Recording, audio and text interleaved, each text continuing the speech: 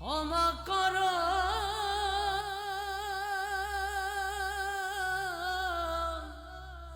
মালিক রব্বানা। আমি তাওবা করি ক্ষমা করো মালিক তুমি রব্বানা। আমি তাওবা করি ক্ষমা করো মালিক তুমি রব্বানা। তুমি পাপ থেকে মুক্ত রেখো, তুমি পাপ থেকে মুক্ত রেখো, সহে নাই যন্ত্রণা মালিক তুমি রব্বানা। আমি তাওবা করি ক্ষমা করো মালিক তুমি রব্বানা। মানুষ আমরা ভুল করি, করি কত অন্যায়, শয়তানেরই ধোকায় পড়ে পাপ করি সবাই। মানুষ আমরা ভুল করি, করি কত অন্যায়, শয়তানেরই ধোকায় পড়ে পাপ করি সবাই। দিলেন তাওবা রহম হয়ে আল্লাহ,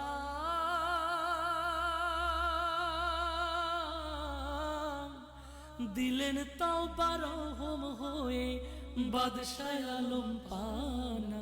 আমি তাওবা করি ক্ষমা করো মালিক তুমি রব্বানা। আমি তাওবা করি ক্ষমা করো মালিক তুমি রব্বানা। কবিরার মতো বড় গোনা আমল করে শূন্য, সময় থাকতে তওবা করি দাও হরে দাও পুণ্য। কবিরার মতো বড় গোনা আমল করে শূন্য, সময় থাকতে তওবা করি দাও ভরে দাও পুণ্য। আমার গোনাহ আমি বুঝি তাই তো ক্ষমা চাই, রহিম তুমি কাহার তোমার রহম যেন পাই।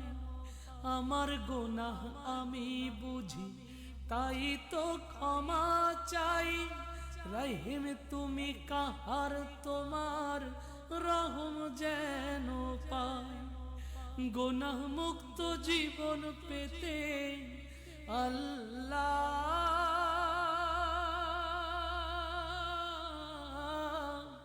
গোনাহ মুক্ত জীবন পেতে করো আমায় করুণা। আমি তাওবা করি ক্ষমা করো মালিক তুমি রব্বানা। আমি তাওবা করি ক্ষমা করো মালিক তুমি রব্বানা। তুমি পাপ থেকে মুক্ত রেখো, তুমি পাপ থেকে মুক্ত রেখো, সহে নাই যন্ত্রণা মালিক তুমি রব্বানা। আমি তাওবা করি ক্ষমা করো মালিক তুমি রব্বানা। আমি তাওবা করি ক্ষমা করো মালিক তুমি রব্বানা। আমি তাওবা করি ক্ষমা করো মালিক তুমি রব্বানা। আমি তাওবা করি ক্ষমা করো মালিক তুমি রব্বানা। আমি তাওবা করি ক্ষমা করো মালিক তুমি রব্বানা। তুমি পাপ থেকে মুক্ত রেখো,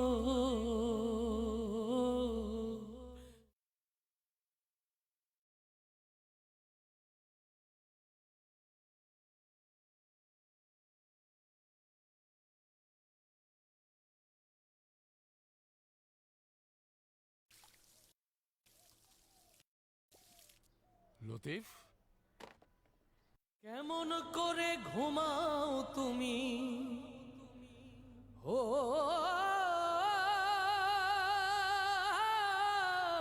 মানুষ, কেমন করে ঘুমাও তুমি, ফজর করে কাজা, এমনও তো হতে পারে তোমার জোহরে জানাজা।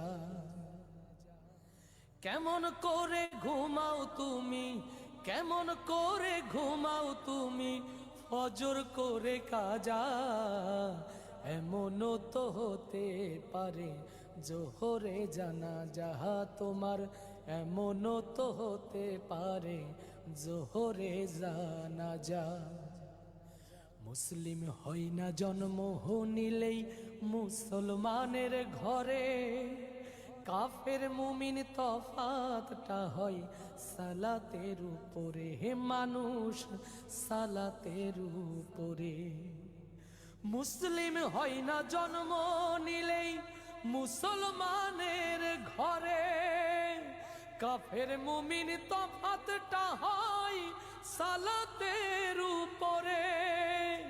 এই জীবনে সালাত যেন, ও এই জীবনে সালাত যেন হয় না কভু কাজা, এমনও তো হতে পারে জোহরে জানাজা তোমার, এমনও তো হতে পারে জোহরে জানাজা। বেনামাজির লাশ কবরেতে রাখিবে যখন, মাটির চাপে পাজরের হাড় ভাঙবে রে তখন, মানুষ ভাঙবে রে তখন। বেনামাজির লাশ কবরেতে রাখিবে যখন, মাটির চাপে পাজরের হাড় ভাঙবে রে তখন। বিষাক্ত ওই সাপের সবল, ও বিষাক্ত সেই সাপের সবল, বেনামাজির সাজা, এমনও তো হতে পারে জোহরে জানাজা তোমার, এমনও তো হতে পারে জোহরে জানাজা। বেনামাজি পাবে না হাই নবীর শাফায়াত, দোজক হবে শেষ ঠিকানা, আঘাত আর আঘাত রে মন, আঘাত আর আঘাত। বেনামাজি পাবে না হাই নবীর শাফায়াত, দোজক হবে শেষ ঠিকানা, আঘাত আর আঘাত। নামাজ বিনে পরকালে, ও নামাজ বিনে পরকালে পাবে না ভাই যা যা, এমনও তো হতে পারে জোহরে জানাজা তোমার, এমনও তো হতে পারে জোহরে জানাজা। কেমন করে ঘুমাও তুমি, ও কেমন করে ঘুমাও তুমি, ফজর করে কাজা, এমনও তো হতে পারে জোহরে জানাজা তোমার, এমনও তো হতে পারে জোহরে জানাজা তোমার, এমনও তো হতে পারে জোহরে জানাজা।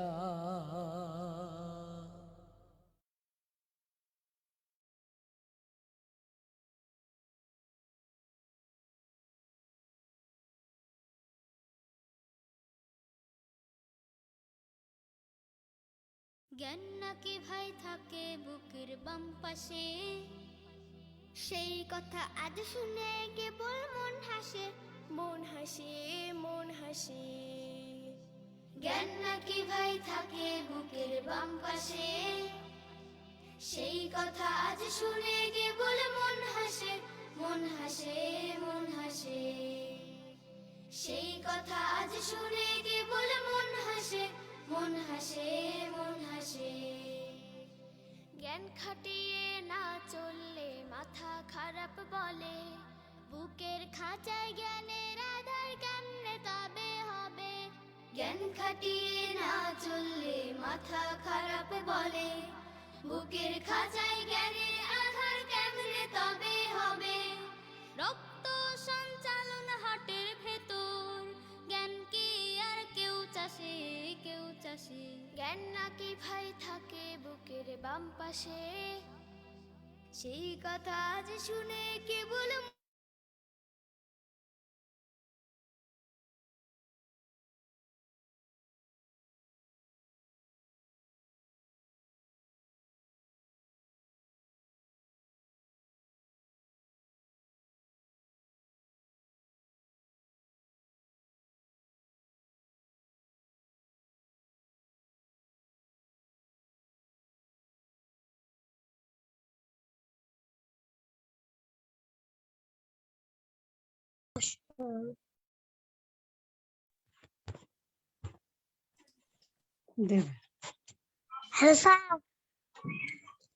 আসসালামু আলাইকুম রহমতুল্লাহ। ওয়ালাইকুম আসসালাম রহমতুল্লাহি ওয়া বারাকাতুহু। আলহামদুলিল্লাহ, আপনারা কেমন আছেন? আলহামদুলিল্লাহ ভালো আছি। স্যার আল্লাহর তাৎক্ষণিক ইচ্ছায় আমাদের তাৎক্ষণিক ইচ্ছা আপনাদের দোয়ায় আল্লাহর রহমতে ভালো আছি স্যার। আলহামদুলিল্লাহ আলহামদুলিল্লাহ, শুকর আলহামদুলিল্লাহ। আল্লাহ আমাদেরকে সবাইকে ভালো রেখেছেন আমাদের চেষ্টার কারণে, তার প্রোগ্রাম অনুযায়ী আমরা ভালো আছি। জি, আমি এখন যশোরে আছি। জি স্যার। আমি স্যার কালকেও তো যশোর থেকেই ক্লাস করছিলেন তাই না স্যার? কালকে যশোর থেকে তাফসীরের ক্লাসটা হলো। হ্যাঁ জি স্যার। আমার এক আত্মীয় ইন্তেকাল করেছেন, সেখানে আমার এক জামাই আর কি, আমার ব্রাদার ইন ল জামাই। তো আলহামদুলিল্লাহ সেখান থেকে আজকেই দুপুরে আমি ঢাকায় ফিরবো। তারপরে আমাদের আজকে সন্ধ্যায় আবার থার্ড ব্যাচের ক্লাস যেটা আছে সহিহ সাধারণকরণ, দুদিনই ক্লাস হবে। তো আলহামদুলিল্লাহ আমরা জয়েন করেছি। এখন এখানে দেখা যাচ্ছে 30 পার্টিসিপেন্টস আছে। আমরা আমাদের সাধারণ সহিহ কোরআন তেলাওয়াতের যে প্রশিক্ষক হাফেজ আব্দুল লতিফ সোহাগ, সে একটু বিশেষ প্রোগ্রামে আজকে থাকতে পারে নাই। আমি কথাটা জানতাম না, তো এই জন্য একটু দেরি হলো। তো ঠিক আছে, আমরা ও যেখান থেকে পড়াচ্ছে সেখানেই পড়াবে, আমরা ওটায় না যাই, ওটা ওর পরে রেখে দিলাম। ও পর্যন্ত এসে শেষ করেছিল, বাদ্যুল পড়েছিল। তবে এটা আপনারা বুঝতে পারছেন যে এই সহিহ সাধারণ কোরআন তেলাওয়াত এটাই আমাদেরকে শেখাতে হবে। এটা আমাদেরকে সবাইকে শিখে দিতে হবে, সবার জন্য এটা শেখাও খুব সহজ একটা বিষয়। একটু দেখি একটু শব্দ হচ্ছে কোথায়।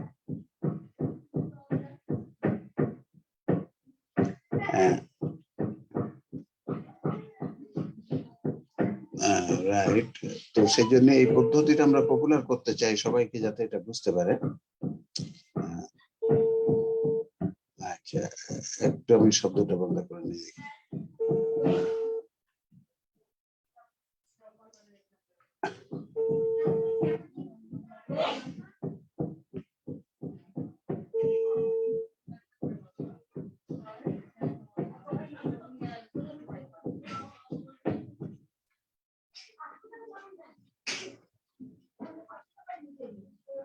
আচ্ছা, বন্ধ হয়েছে।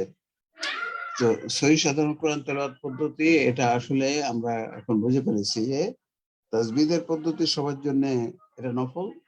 যারা শিখতে চায় শিখুক, অসুবিধা নেই। 16 ঘন্টা কোরআন পড়তে চায়, কিন্তু সহিহ সাধারণ কোরআন তেলাওয়াত সবারই শেখা দরকার এবং সহজ। তো সেটা ওই কে যেন শব্দ করছে, দেখো তো একটু কোথায়। ওই যে কি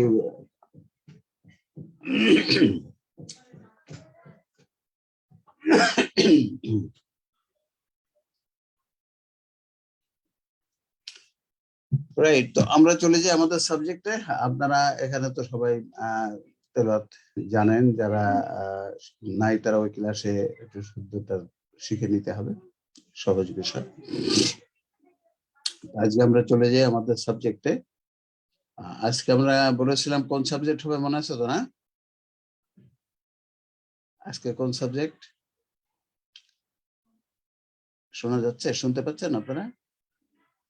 স্যার আজকে কল, আসসালামু আলাইকুম স্যার, আজকে কলব হবে স্যার। ইয়েস, কালব হবে আজকে আমাদের। কালব কোথায় আছে এই নিয়ে মুসলমান জাতিকে বিরাট ধোঁকা খাওয়ানো হয়েছে। ওই মহাপ্রতারক ইবলিস এখানেও আমাদেরকে জ্ঞানের পোশাক খুলে দিয়েছে যে কলবটা কোথায় থাকে। এবং দেখেন পোশাক খোলার ব্যাপারেও, জ্ঞানের পোশাক খোলার ব্যাপারেও সে ওই নিচে নামিয়েছে, উপরে উঠায়নি। কলব যেখানে থাকে সেখান থেকে নিচে নামিয়ে দেওয়া হয়েছে। আচ্ছা, তার আগে আমরা একটু রিভিশন দিয়ে ফেলি। সহিহ হাদিস বলতে কি বোঝায়, সহিহ হাদিসের প্রকৃত অর্থটা কি? বর্তমানে যে সহিহ হাদিস বোঝায়, হাদিস গ্রন্থে যে সহিহ হাদিস কথা লেখা আছে, এর প্রকৃত অর্থটা কি? কে কে বলতে পারবেন? হাত উঠান দেখি। নুরুন্নাহার জসিম, এটা বলবেন না আগে, হ্যাঁ? জি স্যার। সহিহ হাদিস বলতে প্রচলিত যে সহিহ হাদিস আমরা শুনি, এর প্রকৃত অর্থটা কি? এটা আমরা হাত দেখছি, একটা উঠেছে মনে হয়। না, আমাদের পার্টিসিপেন্ট সবাই হাত ওঠাতে হবে। যে সহিহ হাদিস কাকে বলে? প্রচলিত সহিহ হাদিস, বুখারী মুসলিমের যে সহিহ হাদিসের গ্রন্থ, এই সহিহ হাদিস বলতে কি বুঝায় আসলে? এটা আমরা বলেছিলাম, সাধারণ মুসলমানরা প্রায় 100% এটা ভুল অর্থ জানে।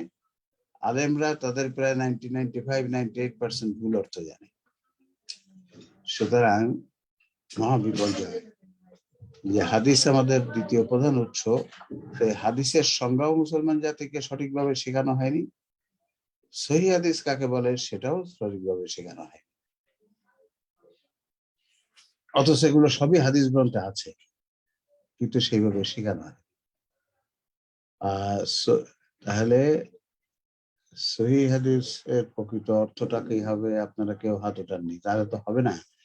কারণ দ্বিতীয় প্রধান উৎস সম্বন্ধে সহিহ হাদিস কথাটা একটা গুরুত্বপূর্ণ কথা, হাদিস কথাটাও একটা গুরুত্বপূর্ণ কথা, কিন্তু তার প্রকৃত অর্থ না জানলে তো প্রধান উৎসে যদি গন্ডগোল হয়ে যায়, তো সব তো গন্ডগোল হয়ে যাবে।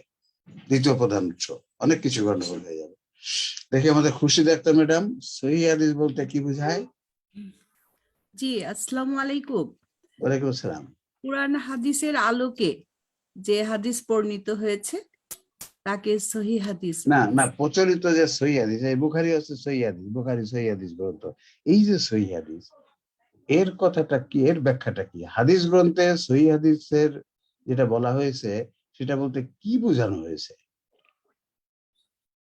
আমাদের আলী সাহেব, আপনি কি একটু বলবেন হাদিস গ্রন্থে সহিহ হাদিস বলতে যে বিষয়, যে কথাটা, যে বিষয়টা বোঝানো হয়েছে সেটা কি জিনিস?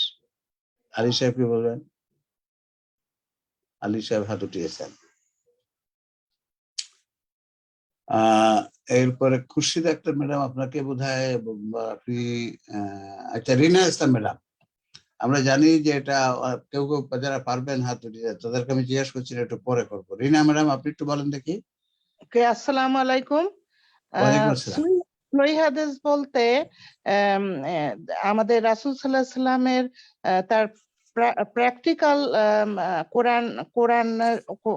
কোরআন থেকে এক্সপ্লেন করেছেন এবং তাবেঈ 4 পর্বে ওটা বর্ণনা করে দিয়ে গিয়েছেন, সাহাবী আচ্ছা থেকে তাবেঈ আচ্ছা তাবেঈ। আচ্ছা, না সহিহ হাদিস বলতে হাদিস গ্রন্থে যাকে সহিহ হাদিস বলেছে সেটা যে কি বুঝিয়েছে হাদিস গ্রন্থে? আচ্ছা দেখি, আচ্ছা আচ্ছা ঠিক আছে, আপনি আপনি থাকুন, আমরা একটু জানি। সুমন আলী সাহেব, আপনি একটু বলবেন হাদিস গ্রন্থে যে হাদিসটাকে সহিহ হাদিস বলেছে, এটা বলে আমরা কি বোঝানো হয়েছে আসলে হাদিস গ্রন্থে? না না, আপনাকে যে আপনি হাত উঠাননি তো, হাত উঠান, যারা হাত উঠান তাদেরকে আমি। আমাকে কি শোনা যায়? হ্যাঁ, আপনার সুমন আলী সাহেব বলেন। স্যার, যে হাদিসের বর্ণনা সূত্র রাসূল সাল্লাল্লাহু আলাইহি ওয়াসাল্লাম পর্যন্ত পৌঁছেছে, অর্থাৎ সনদের ভিত্তিতে এটা সহিহ। ইয়েস, গুড গুড, এটাই। আপনি রাকিব সাহেব, আপনি কি বলবেন সহিহ হাদিস বলতে কি বোঝায়? হাদিস শাস্ত্রে যে কথাটাকে সহিহ হাদিস কথাটা আছে, এটা দিয়ে কি বোঝানো হয়েছে? আসসালামু আলাইকুম স্যার। ওয়ালাইকুম আসসালাম। সনদ সহিহে সাধারণত আমরা জানি যে সনদ সহিহে সহিহ হাদিস বলে। ইয়েস, আলহামদুলিল্লাহ। তাও তো আমরা আরো কয়েকজন এখানে বলতে পারবেন, আমি জানি, তাদের কাছে জিজ্ঞেস করছি না, কারণ ওনারা জানেন। দেখেন, এই কথাটাই ওনারা দুইজন সঠিক বলেছেন।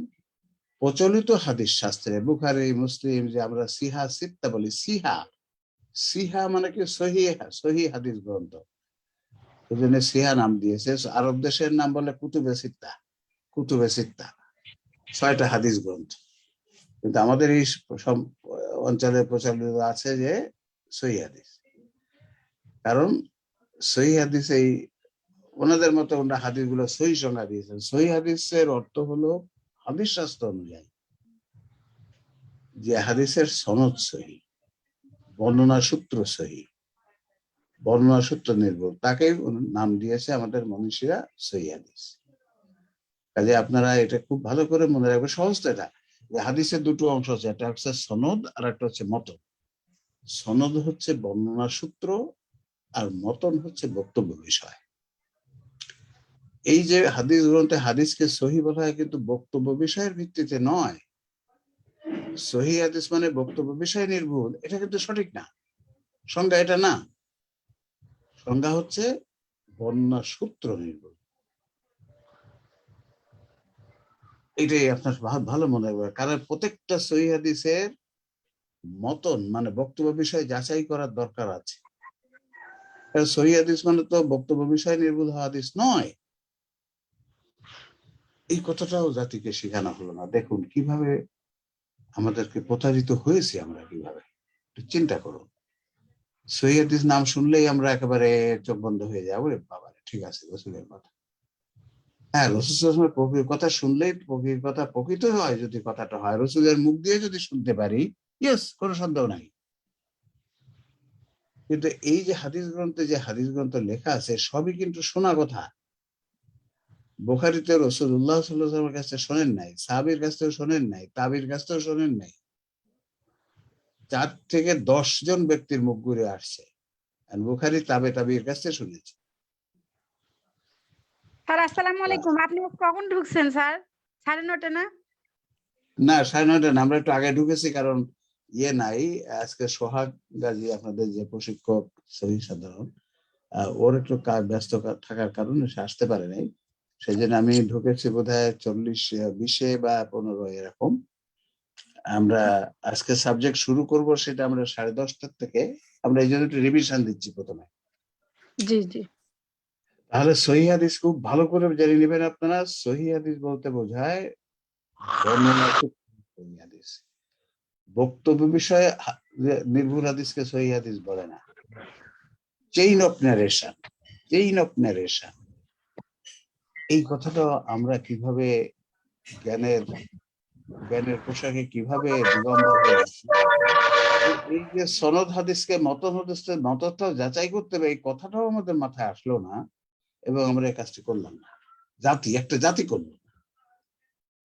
আলহামদুলিল্লাহ, কোরআন হাদিস ফাউন্ডেশন সনদ ও মতন সহিহ হাদিস বের করেছে প্রথম খণ্ড। এখন মানুষ বুঝতে পারছে, তাই তো, এটা দরকার।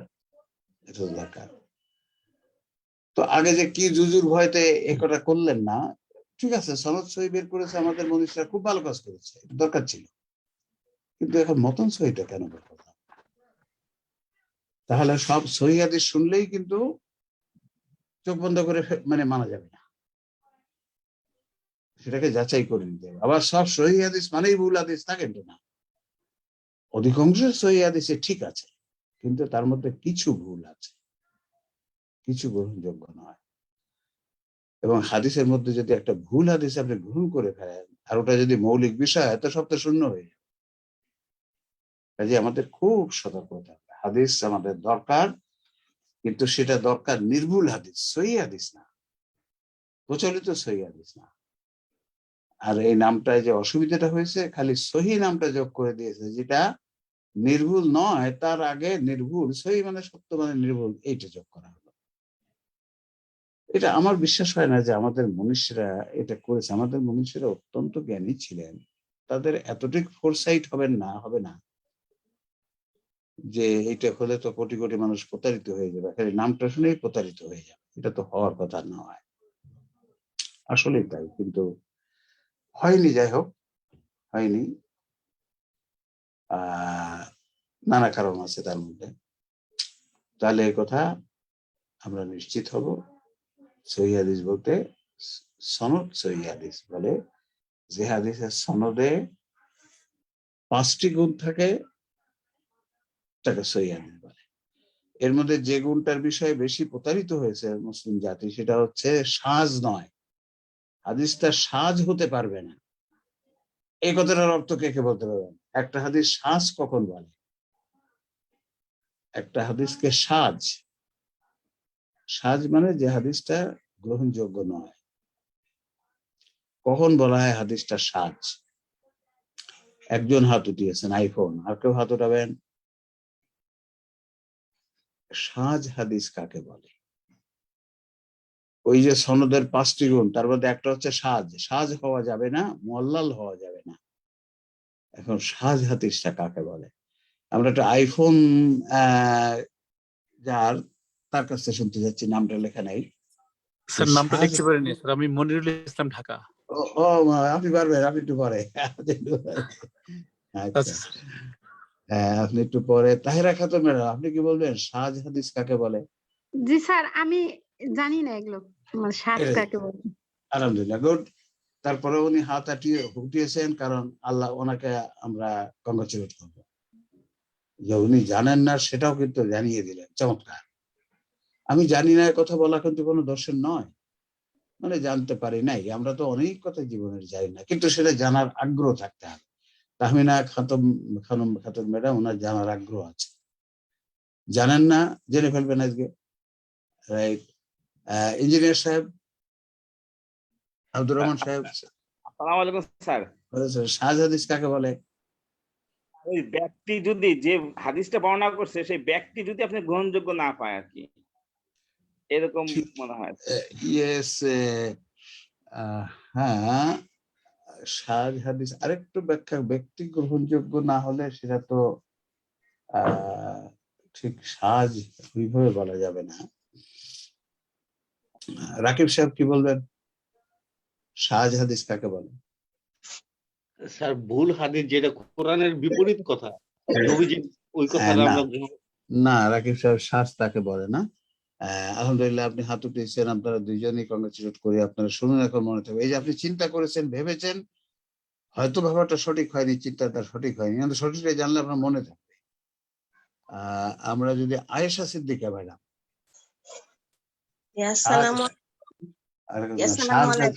ওয়ালাইকুম আসসালাম, সাজ হাদিস কাকে বলে?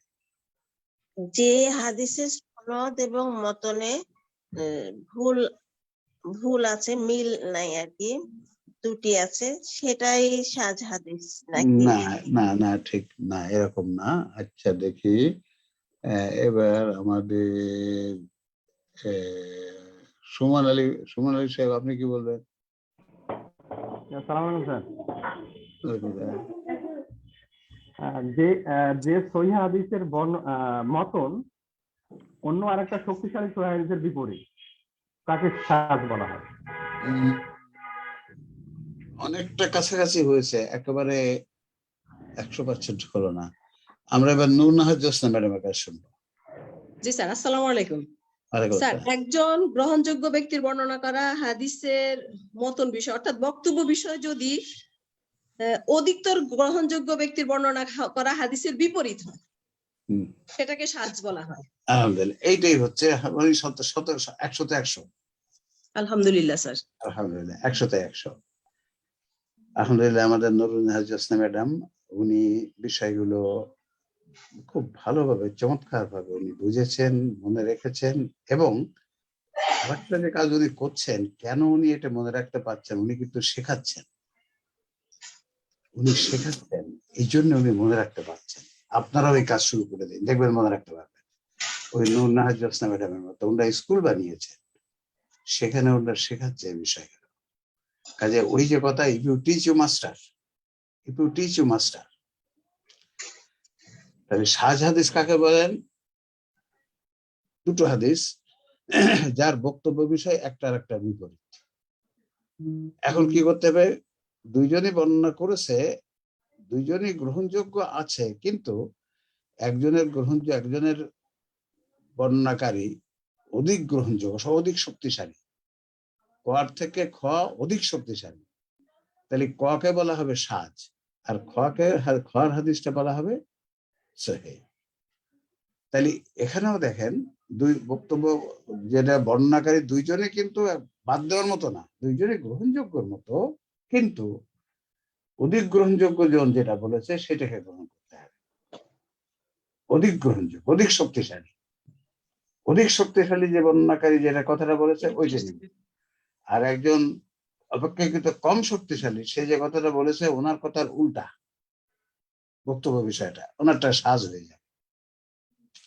এটা সাজ, এই কথাটা অনেকেই আমরা দেখেছি, অনেক বড় বড় পর্যায়ের ব্যক্তিরা তারাও এটা বোঝেন না। আমরা দেখেছি বলছে আমি তো 30 বছর হাদিস পড়াচ্ছি, আমি বুঝি নাই। আসলে উনি বুঝেন নাই। তো এটাই কথা, হাদিসকে সাজও বলা হচ্ছে, সেখানেও বর্ণনা সূত্রটা গুরুত্বপূর্ণ হয়েছে, বর্ণনা সূত্রের ভিত্তিতে, যিনি বর্ণনা করেছেন তার ভিত্তিতে। অথচ এটা আমি বুঝি না যে ইয়েস একজন মানুষ বলেছে, সে যত ভালো ব্যক্তি হোক উনি তো মানুষ, ওনার তো একটু বুঝতে ভুল হতে পারে, একটু বলতে ভুল হতে পারে, মুখস্থ রাখতে ভুল হতে পারে, একেবারেই কোনোই ভুল হয়নি এ কথা বললে তো শিরক হয়ে যাবে। তো এই কথাগুলো কেন মাথায় আসলো না? আমরা বক্তব্য বিষয়টা যাচাই করে দেখবো। আবার একজন বক্তব্যকারী একটু কথা বলেছে, বানিয়ে বলেছে, কথাটা একেবারে ফেলে দেওয়ার মতো না, বানিয়ে বলেছে, কিন্তু আমি লোকটাকে দেখে একেবারে মেনে নিলাম, ঠিক আছে। না, বক্তব্য বিষয়টা দেখে নিতে হবে, সেটা যদি কোরআন হাদিসের বিপরীত হয় হবে না। তো আলহামদুলিল্লাহ, সেই জন্য হাদিসের আমরা বলেছি নামকরণকে সেবা সেবা বগুড়া। স্যার আমি বলতে চাচ্ছি সাদ হাদিস কাকে বলে, এটা আর একটু বললে আমি ওটা এরকমই থাকবে কি, গাড়ি টাড়িতে আছে মনে হয়। আচ্ছা শুনুন, দেখুন দুটো হাদিস। কি চাপ দিচ্ছ, কি হয়েছে তো এখন আমি তো করতে পারিনি।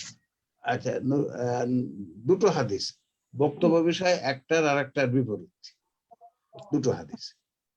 ধরেন ক বলেছে আর খ বলেছে, দুটো হাদিস, দুটোর বক্তব্য বিষয় পরস্পরের বিপরীত।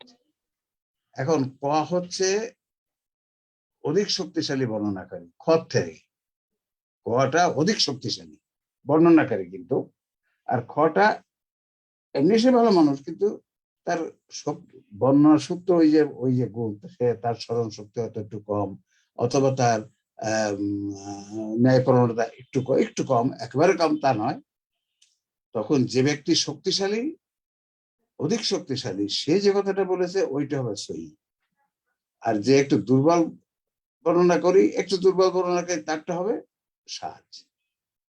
এইটা তার মানে আলটিমেটলি দাঁড়াচ্ছে আর কি, সাজ হাদিসেও বক্তব্য বিষয় দেখা হয়েছে ঠিকই, কিন্তু সিদ্ধান্ত নেওয়া হয়েছে ব্যক্তির বর্ণনা সূত্রের ভিত্তিতে, ব্যক্তিটা কেমন এটা। তাহলে এখানেও সেই বর্ণনা সূত্র এটাই এসে গেল। তাহলে যে কথাটা আমরা বলছি আলটিমেটলি, যে হাদিস আমাদের অবশ্যই লাগবে, এর মানে হাদিস ফেলে দেওয়া যাবে না। সহিহ হাদিসের সংজ্ঞায় গন্ডগোল আছে, তাই বলে আমরা মানে হাদিসের সংজ্ঞায় গন্ডগোল আছে, সহিহ হাদিসের সংজ্ঞায় বিরাট দুর্বলতা আছে, তাই বলে কি আমরা হাদিস ফেলে দেবো? নো, আমরা ওইগুলোকে সংশোধন করে নেব, আপডেটেড করে নেব, নিলে হয়ে গেল। জি, এই জন্য সহিহ হাদিসে বাছাই করে ওখান থেকে সনদ ও মতন সহিহ হাদিস বের করা দরকার। সহিহ হাদিস মানে সনদ সহিহ, এখন মতনটা দেখে আমরা আবার নতুন একটা লিস্ট করবো, সনদ ও মতন সহিহ হাদিস, তাহলে আমরা প্রকৃত সহিহ হাদিসটা পেলাম বা নির্ভুল হাদিস পেয়ে গেলাম।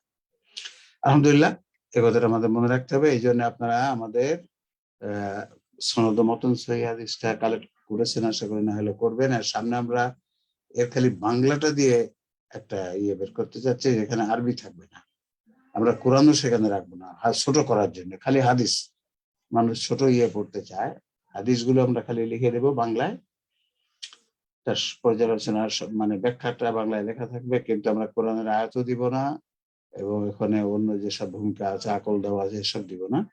বলবো এটা যারা দেখতে চান, হাদিসের কোরআনের আয়াত এবং বিবরণটা দেখতে চান, তারা আমাদের মূল গ্রন্থটা দেখে নেবেন। মূল গ্রন্থটা আপনি, আমি ওই মতন এটা সংগ্রহ করছি বেশ কিছুদিন। জি, তো চলুন আমরা এখন চলে যাব আমাদের আজকের সাবজেক্ট, সেটা হচ্ছে কল্ব। কল্ব কি মাথায় থাকে না বুকে থাকে, এইটা আমরা দেখব যে কি আসলে আসলে বিষয়টা কি।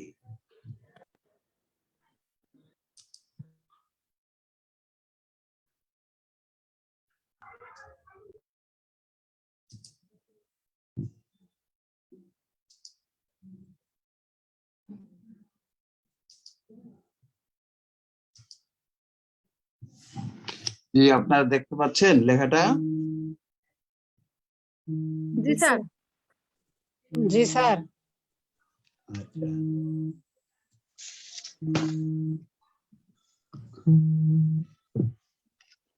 জি। মানব দেহে কল্বের অবস্থান, প্রচলিত ধারণা, সঠিক তথ্য।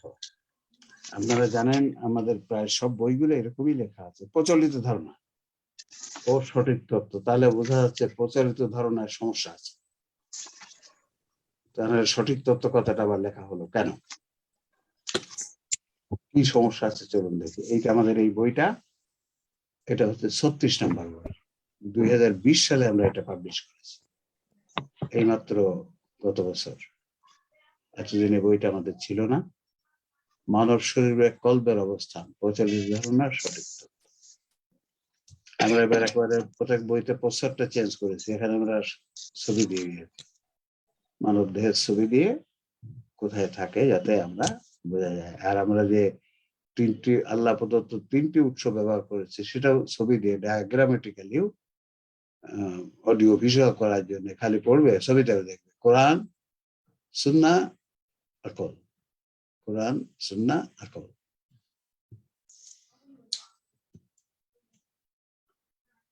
আচ্ছা, আমি একটু করে দিই, লেখাটাকে ফন্টটা একটু চেঞ্জ করে নিই।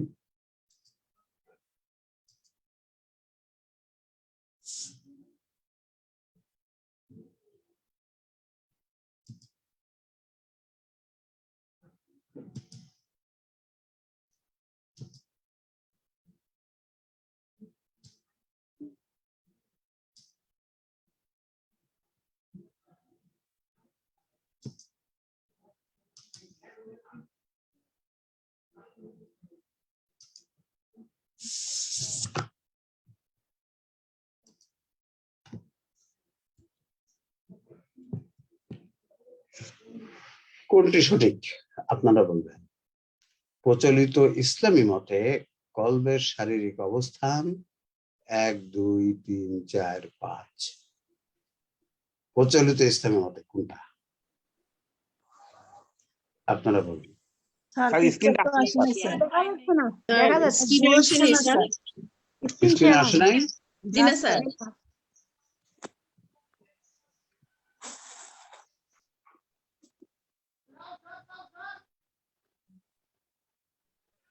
স্যার স্ক্রিনটা শেয়ার হয়েছিল কিন্তু ওই যে আপনার প্রথম পেজে ছিল আর কি। হ্যাঁ এবার এখন দেখেন, এবার আসছে। এখন বলুন কোনটি সঠিক? প্রচলিত ইসলামী মতে কলবের শারীরিক অবস্থান কোনটা? এখানে 5টা লেখা আছে। 3 নাম্বার স্যার। 2 নাম্বারটা স্যার, 2 নাম্বার, এটা হচ্ছে প্রচলিত মত। প্রচলিত মত, হ্যাঁ স্যার, ঠিক আছে। 2 নাম্বার। হ্যাঁ, কোনটি সঠিক? কল্ব থাকে বুকের বাম দিকের স্তনের 2 আঙ্গুল নিচে। এ তত্ত্ব বিশ্বাস করা মুসলিমের সংখ্যা 1, 2, 3, 4, 5। 3 নাম্বার স্যার। Yes, 3 number. প্রায় সকল মুসলিম একথা বিশ্বাস করে, এবং খালি মুসলিম না, অমুসলিমরাও বিশ্বাস করে। সেটা প্রমাণ আমরা দিব আপনাদের। আচ্ছা, এই যে বলুন তো, কল্ব থাকে বুকের বাম দিকের স্তনের 2 আঙ্গুল নিচে, তো দলিল কি? আপনারা কি শুনেছেন কোথাও, কোথায় পাওয়া গেল ওটা? আপনারা কি জানেন দলিল কি? প্রচলিত যে কথাটা হচ্ছে বুকের স্তনের বাম দিকের স্তনের 2 ইঞ্চি নিচে থাকে, এই কথাটা পেলো কোথায় মুসলমান? মুখে মুখে শুনেছি, সবাই বলে মুখ দিয়ে তাই। মুখে মুখে শুনেছি, আর কেউ কিছু বলবেন? দলিল কি আপনারা কিছু শুনেছেন? দলিল কি? স্যার পি সাহেব থেকে এসেছে স্যার। আচ্ছা, পীর সাহেব থেকে এসেছে, গুড। আর কিছু? স্যার ওই যে হযরত মুহাম্মদ সাল্লাল্লাহু আলাইহি ওয়াসাল্লামকে যে বক্ষ বিদারণ করছিল ওইটা থেকে আসছে। এই যে ওইখান থেকে বক্ষ বিতরণ করে জ্ঞান দেওয়া হয়েছিল, হার্ট সার্জারি করে বক্ষ, চেস্ট সার্জারি করে জ্ঞান দেওয়া হয়েছিল। সোনার পাত্রে না জ্ঞান দিছে স্যার।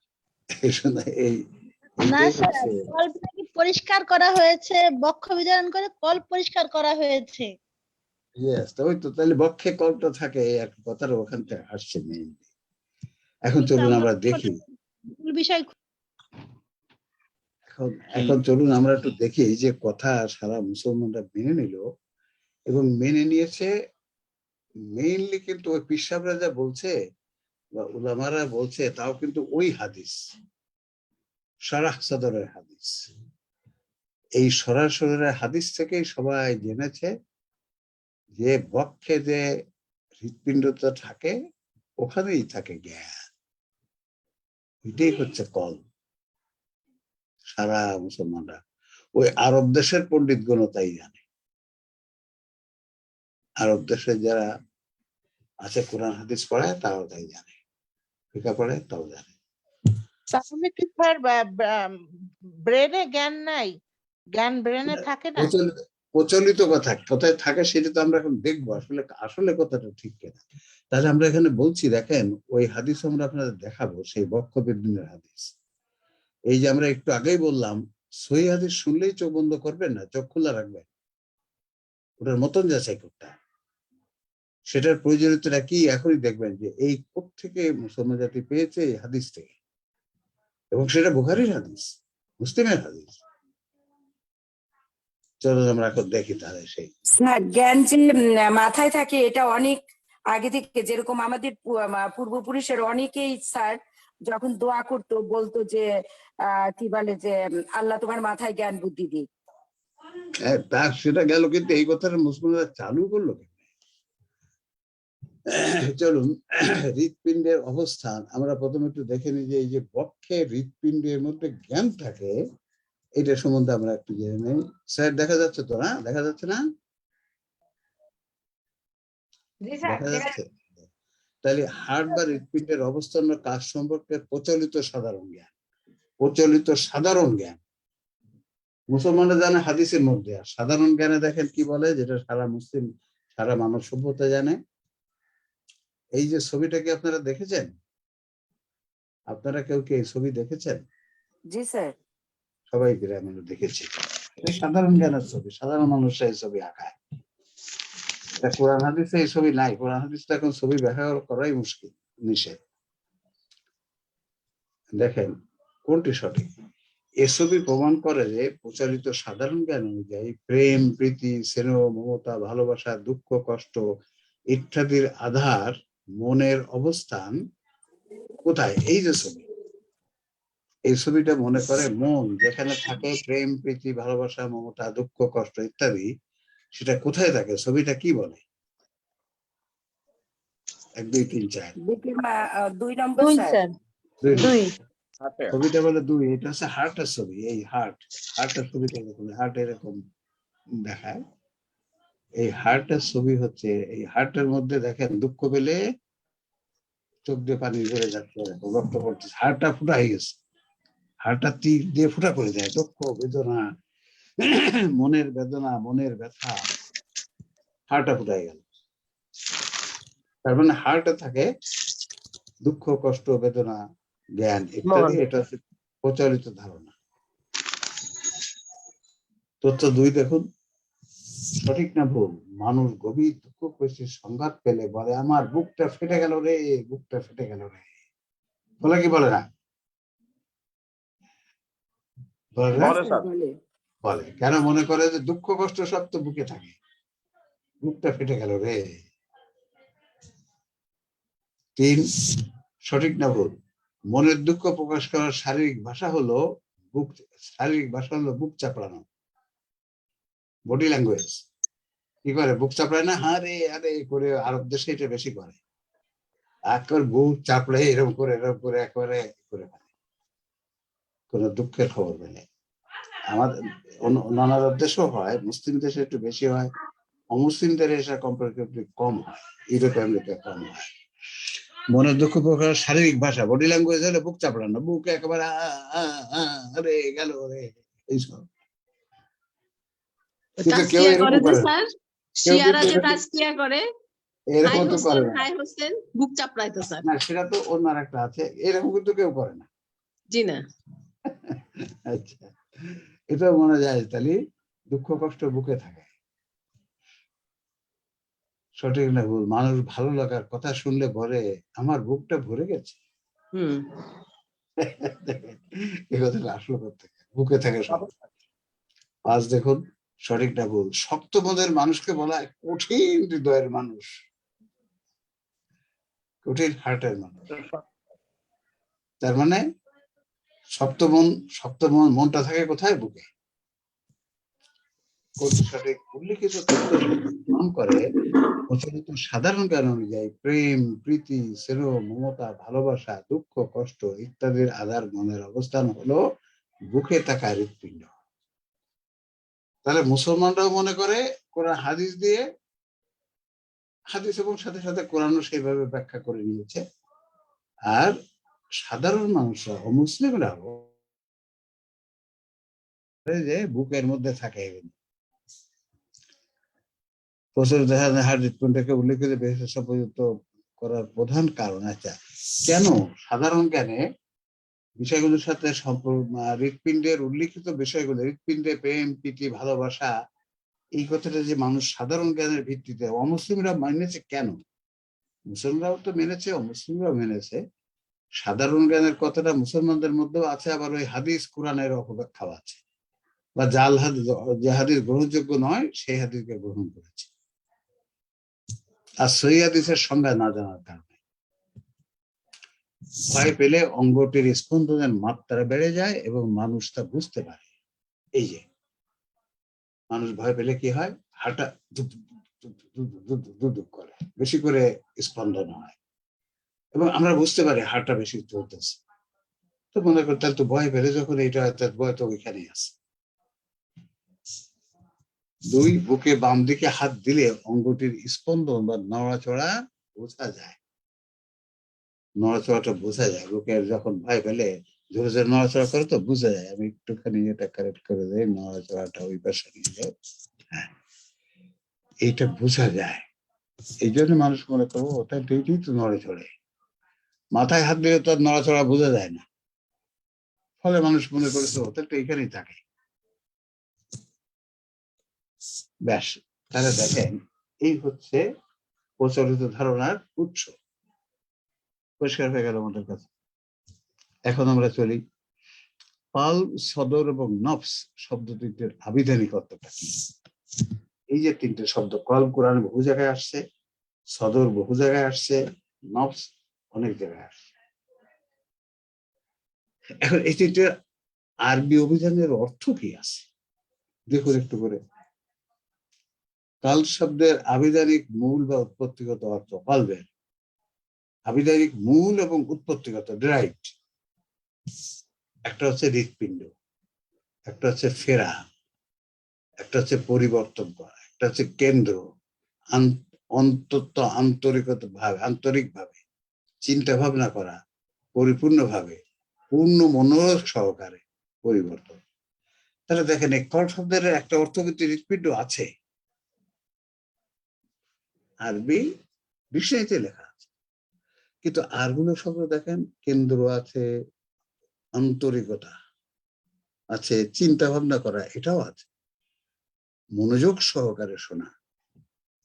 তার মানে বোঝা গেল এই কলবের একটা কাজ হচ্ছে, হ্যাঁ কলবের একটা অর্থ হচ্ছে, আর একটা হচ্ছে এমন অঙ্গ যেটাই মনের সাথে সম্পর্কযুক্ত। মনে যেসব থাকে, আন্তরিকতা, চিন্তা ভাবনা করায় মনের সাথে সম্পর্ক, তবে মন ধারণকারী অঙ্গ,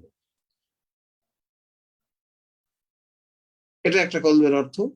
আর একটা কলবের অর্থ হচ্ছে হৃৎপিণ্ড, এটা ঠিক আছে, হৃৎপিণ্ড কিন্তু কলবের অর্থ আরবি অভিধানে লেখা আছে। আর একটা হচ্ছে যে অঙ্গটায় মন থাকে, বা মনকে মন। সদর শব্দের দেখুন, সদর শব্দের একটা অর্থ কিন্তু বুক, এটা ঠিকই আছে, কিন্তু আর একটা অর্থ, অন্য একটা অর্থ হচ্ছে স্তন, একটা হচ্ছে বক্ষ, বক আর বক্ষ, একটা হচ্ছে সামনে, সদর মানে সামনে, সদর মানে সম্মুখ ভাগ, সম্মুখ ভাগ, আবার সদর মানে দুশ্চিন্তা বা দুর্ভাবনা। এতগুলো অর্থ ডিকশনারিতে লেখা আছে সদরে। এখন আমরা কোনটা নেব? এটা কি বক্ষ নিব, নাকি সম্মুখ ভাগ নিব, না কি নিব? এটা আমাদের ভাবতে হবে।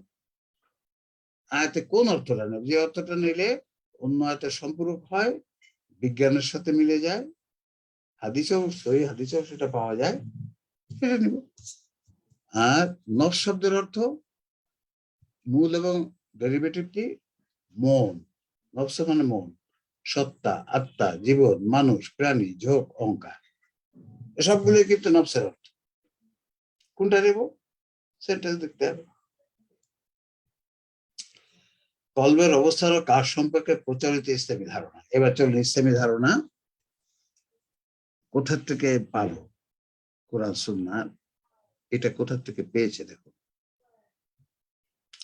শুধু কল শব্দ ধারণকারী আয়াত, কল শব্দ আছে এই আয়াত দেখুন, ফাবিমা রাহমাতিন মিনাল্লাহি লিনতা লাহুম ওয়ালাউ কুনতা ফাদ্দান গালিযাল কলব, এই যে কলব লানফাদ্দু মিন হাওলিক। প্রচারিত অনুবাদ কি?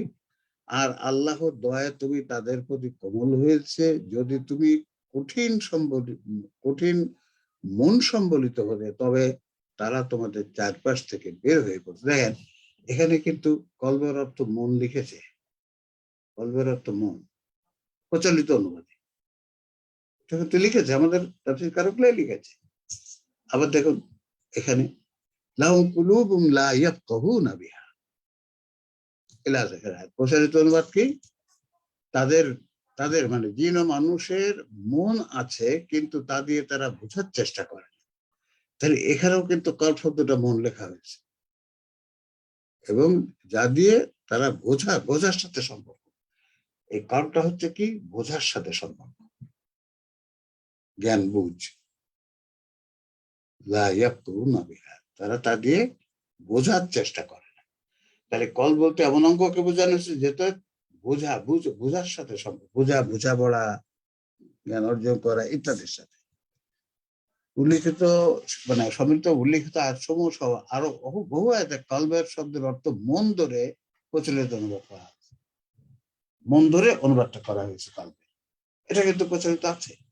আচ্ছা, এরপরে চলুন আবিধানিক দিক থেকে অনুবাদ সঠিক, অভিধান অনুযায়ী এটা ঠিক আছে। এখন শুধু সদর শব্দ ধারণ করে খালি সদর যেখানে আছে, দেখুন কি করা হয়েছে। ক্বালা রাব্বি ইশরাহ লি সাদরি, প্রচলিত অনুবাদ হে মুসা, সে মুসা বলল হে আমার প্রতিপালক আমার বক্ষকে প্রশস্ত করে দিন। তাহলে এখানে সদর শব্দের অর্থ ধরা হচ্ছে বক্ষ, প্রচলিত অনুবাদে। এই যে বক্ষ, আমরা যে দোয়া করি, আমরা মাঝে মধ্যে এটা বলি রব্বি ইশরাহ লি সাদরি, এই দোয়া যদি এই অর্থ হে প্রতিপালক আমার বক্ষকে প্রশস্ত করে দিন, এইটা যদি হতো তো সমস্ত মুসলমান জাতিকে হসপিটাল থাকতো, কারণ বক্ষ প্রশস্ত একটা কঠিন রোগ। কিন্তু আমরা তো এই দোয়া করে যাচ্ছি, আমার বক্ষকে প্রশস্ত করে দিন, আমার বক্ষকে প্রশস্ত করে দিন। আল্লাহ কবুল করেন এই দোয়া, আল্লাহ রহমান রহিম, কবুল করলে সবাই হসপিটাল থাকতো। এখানে দেখেন আলাম নাশরাহ লাকা সাদরাক ওয়া ওয়াদা'না আনকা বিজরাক আল্লাযী আনকাদা যাহরাক আল্লাযী আনকাদা যাহরাক, আমরা কি তোমার জন্য তোমার বক্ষকে উন্মুক্ত করিনি, দেইনি? এটা হচ্ছে প্রচলিত অনুবাদ। সদরের অর্থ ধরা হয়েছে বক্ষ, সুদূর হচ্ছে বক্ষের প্লুরাল, আলাম নাশরাহ লাকা সদর, এটা সদর আছে সিঙ্গুলার, তোমার বক্ষকে, নবীর বক্ষকে প্রশস্ত করে দেওয়া হয়েছিল, সেটা পরে আসছে দেখবেন অপসারণ করে। এই কথা বলা হয়েছে যে এই সদর মানে বক্ষ। সম্মিলিত শিক্ষা উল্লিখিত আয়াতসমূহ সহ আরো বহু আয়াত থাকা সদর শব্দের অর্থ বক্ষ ধরে প্রচলিত করা হয়েছে। আবিধানিক দৃষ্টিকোণ থেকে এটা ঠিক আছে, কারণ সদরের একটা অর্থ হচ্ছে বক্ষ, কিন্তু ওই যে তাফসীরের মূলনীতি একটা তো সিদ্ধান্ত নেওয়া যাবে না, এটা খেয়াল রাখা হয়। এ কথা বোঝা যায় এর তাফসীরের প্রচলিত অনুবাদে কথা খাতায় লেখা থাকলেও গোয়ালে নাই, গোয়ালে নেই। শুধু নফস ধারণকারী আয়াত,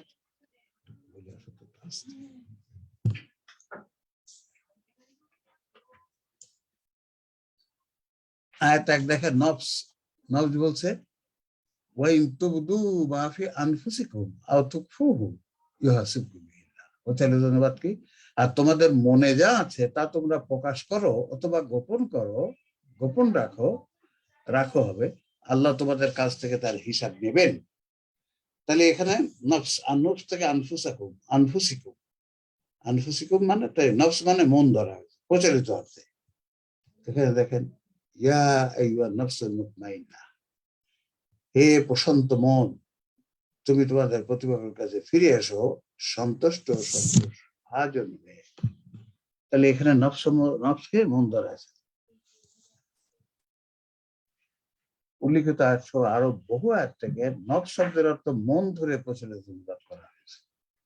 এখন চলুন, আবিধান ভিত্তিটা ঠিক আছে, কলব সদর শব্দ ধারণকারী আয়াত, যে আয়াতে কলব আছে সে সদর আছে, সেখানে কি করা আছে? কোন আয়াত فإنها لا تعمى الأبصار ولكن تعمى القلوب التي في الصدور। প্রকৃতপক্ষে কেউ অন্ধ নয়, অন্ধ হচ্ছে মন যা আছে বক্ষে। এই যে প্রচারিত মনে, এই সদর আছে সদর, সুদূর আছে সদরের প্লুরাল, কুলুব আছে কলবের প্লুরাল। তাহলে চোখ অন্ধ নয়, অন্ধ হচ্ছে মন যা আছে বক্ষে। সুদূর সদর মানে বক্ষ, কাজে মুসলমান ধরেছে মন তো আছে বক্ষে।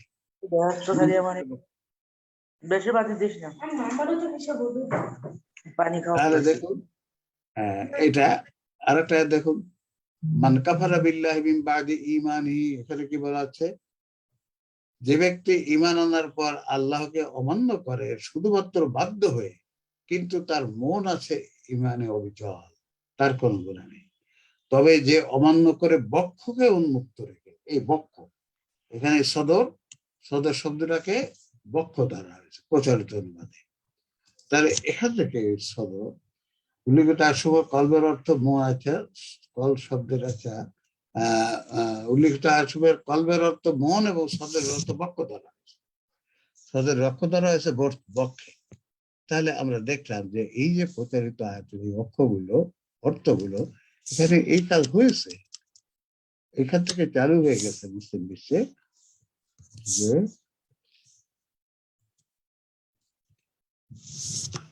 যে সদর মানে মন থাকে বক্ষে। এবার চলুন হাদিস, কোন হাদিস থেকে এটা আসলো, হাদিসে কি আছে? এই যে হাদিস দেখুন, সরাসরি হাদিস, বুখারীর হাদিস। কিন্তু কি বলছে বুখারী রহমতুল্লাহ, পঞ্চম ব্যক্তি ইয়াহিয়ার কাছে শুনেছেন কিন্তু ওনার কাছ থেকে তারপর লিখেছেন পঞ্চম ব্যক্তি আনাস ইবনে মালিক বর্ণিত, তিনি আবু হুরায়রা বর্ণনা করেন, রাসূল বলেছেন, কি বলেছেন? আমি মক্কায় থাকা অবস্থায় গৃহের ছাদ উন্মুক্ত করা হলো, গৃহের ছাদটাকে ওপেন করা হলো, অতঃপর জিবরিল অবতীর্ণ হয়ে আমার বক্ষ উন্মুক্ত করলেন এবং তার জমজমের পানি দ্বারা ধৌত করলেন। জিবরাইল ঢুকলেন, গৃহের ছাদকে উন্মুক্ত করে তারপরে রাসূলের বক্ষটা অপারেশন করলেন, বক্ষটা ফেটে ফেলে আমার বক্ষ উন্মুক্ত আর তার জমজমের পানি দ্বারা ধৌত করলেন, বক্ষটা পরিষ্কার করে ভালো করে ধুয়ে দিলেন। অতঃপর ওখানে তা মানে ওখানে বক্ষতে হাড়টাকে বের করে বের করে তা ধুয়ে নিলেন। অতঃপর হিকমা ও ইমানে ভর্তি একটি সোনার পাত্র নিয়ে আসলেন এবং তা আমার বুকের মধ্যে ঢেলে দিয়ে বন্ধ করে দিলেন।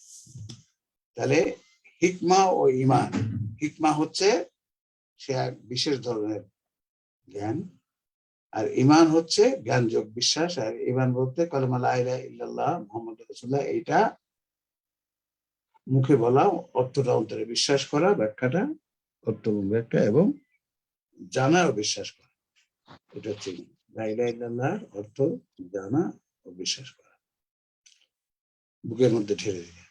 তার মানে জ্ঞান ঢেলে দিল বুকের মধ্যে, আনলো কিসে? জ্ঞান সোনার পাত্র করে। অতঃপর হাত ধরে আমাকে দুনিয়ার আকাশের দিকে নিয়ে চললেন। আবার এই কথাটা ঘরে দুনিয়ার আকাশের দিকে অতঃপর নিয়ে গেলেন আর কি।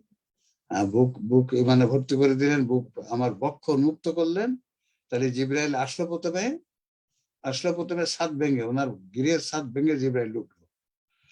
তারপরে হচ্ছে বক্ষ উন্মুক্ত করে, প্রচলিত কথা কিন্তু হাদিস, প্রচলিত সহিহ হাদিস, বুখারীর হাদিস। তারপরে জ্ঞানের সোনার পাত্রে করে জ্ঞানটা এনে ধীরে ধীরে ওই হার্টের মধ্যে। বুখারী হাদিস নম্বর 55। আবিধানিক দিক দিয়ে অনুবাদ কিন্তু ঠিক আছে, কারণ কলবের অর্থ একটা হচ্ছে জ্ঞান, মন, আর সদের অর্থ হচ্ছে বক্ষ, ঠিকই আছে। হাদিস 2 দেখেন, এটা হচ্ছে মুসলিমের হাদিস। এই যে কি বলছে ইমাম মুসলিম, কি বলছে, পঞ্চম ব্যক্তিকে আনাস বিন মালিক বলেন, রাসূলের কাছে জিবরিল এলেন, তখন তিনি শিশুদের সাথে খেলছিলেন। তিনি তাকে ধরে শোয়ালেন এবং তার হৃৎপিণ্ড বিদীর্ণ করলেন, মানে ওপেন করলেন হাড়টা। তারপর সেখান থেকে একটি জমাট বাঁধা রক্তপিণ্ড বের করলেন, বললেন এই অংশটি শয়তানের। হাড় কেটে একটা জমাট বাঁধা রক্ত বের করলেন, বের করে এটা শয়তানের। এরপর সেটিকে একটি স্বর্ণের পাত্রে রেখে জমজমের পানি দিয়ে ধৌত করলেন এবং তার অঙ্গগুলো জড়ো করে আবার যথাস্থানে পড়ে আসলেন। হাড়টার থেকে কেটে ওই ময়লাটা বের করলো শয়তানের দেয়া, তারপর আবার জোড়া দিয়ে আবার বসাই দিল। তাহলে হার্ট সার্জারি। তখন ওই শিশুরা দৌড়ে তার দুধ মায়ের কাছে গেল এবং বলল মুহাম্মদকে হত্যা করা হয়েছে। কথাটি শুনে সবাই সেদিকে দৌড়ে গিয়ে দেখলো তিনি ভয়ে বিভিন্ন হয়ে আছেন। আনাস বলেন, আমিরুল ইসলামের বক্ষ সে সেলাইয়ের চিহ্ন দেখেছে। উনি নাকি বক্ষের সেলাইও দেখেছে। সহিহ মুসলিম হাদিস নম্বর 261, পৃষ্ঠা নম্বর 56। আবিধানিক দিক দিয়ে অনুবাদ ঠিক আছে, আবিধানিক দিক দিয়ে কিন্তু ঠিক আছে, যেখানে উনি বলেছেন যে সদর সেলাইয়ের চিহ্ন, সব অভিধানিক কিন্তু যে কথাটা এখানে আছে, অভিধানে ঠিক একই কথাই লেখা আছে, কলব আর সদর, সদর, এই দুটি কথাই আছে, কিন্তু তার ব্যাখ্যা ওইটা লেখা হয়েছে। 3 দেখুন,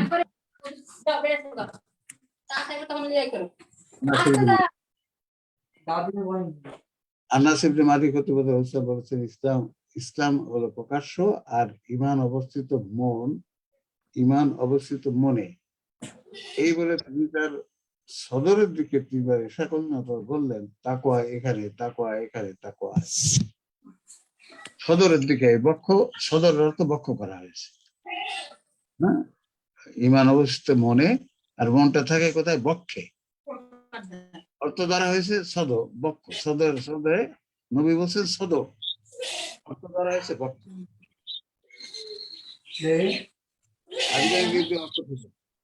খালি অভিধান দিয়ে আপনি যদি অর্থ করে যান, এই যে অর্থ ঠিক আছে, অভিধান তো বলছে হ্যাঁ ঠিক আছে, বক্ষই হচ্ছে 1 নম্বর অর্থ, কিন্তু চলুন একথা ঠিক নয়। কোরআনের তাফসীর করতে গেলেও আপনাকে, অনুবাদ করতে গেলেও আপনাকে হিউম্যান বায়োলজি জানতে হবে, তা নাহলে ব্যাপক ভুল হয়ে যাবে। কোরআন হাদিসের প্রচলনের ভিত্তিতে মুসলিম বিশ্বে চালু হওয়া ধারণা সমূহ, এই যে প্রচলিত অনুবাদ, এর ভিত্তিতে কি চালু হয়েছে?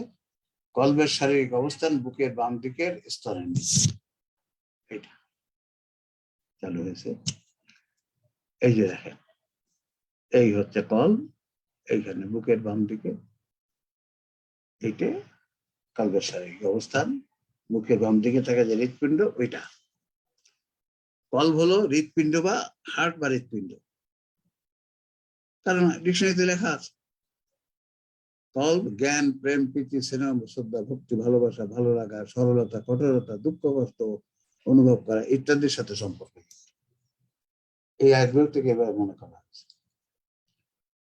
তাই জিকিরের মাধ্যমে নফস পরিষ্কার করার বিষয়টি বুকের বাম দিকে থাকা হার্ট পরিষ্কার করা অর্থে জানছে।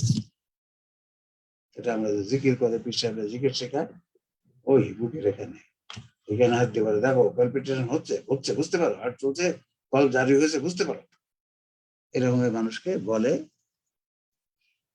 এখন চলুন মুফাসসির ও মুহাদ্দিসগণ যে তথ্যগুলো দ্বারা প্রচার প্রভাবিত হয়েছে, কেন মুহাদ্দিস মুফাসসিররা এই বক্ষ ধরলেন কেন? এক হচ্ছে আরবি অভিধানের সদর শব্দটির একটি অর্থ হলো বক্ষ, কাজে ওটা বলছে হ্যাঁ বক্ষ তো আছে, অর্থের মধ্যে তো বক্ষই আছে।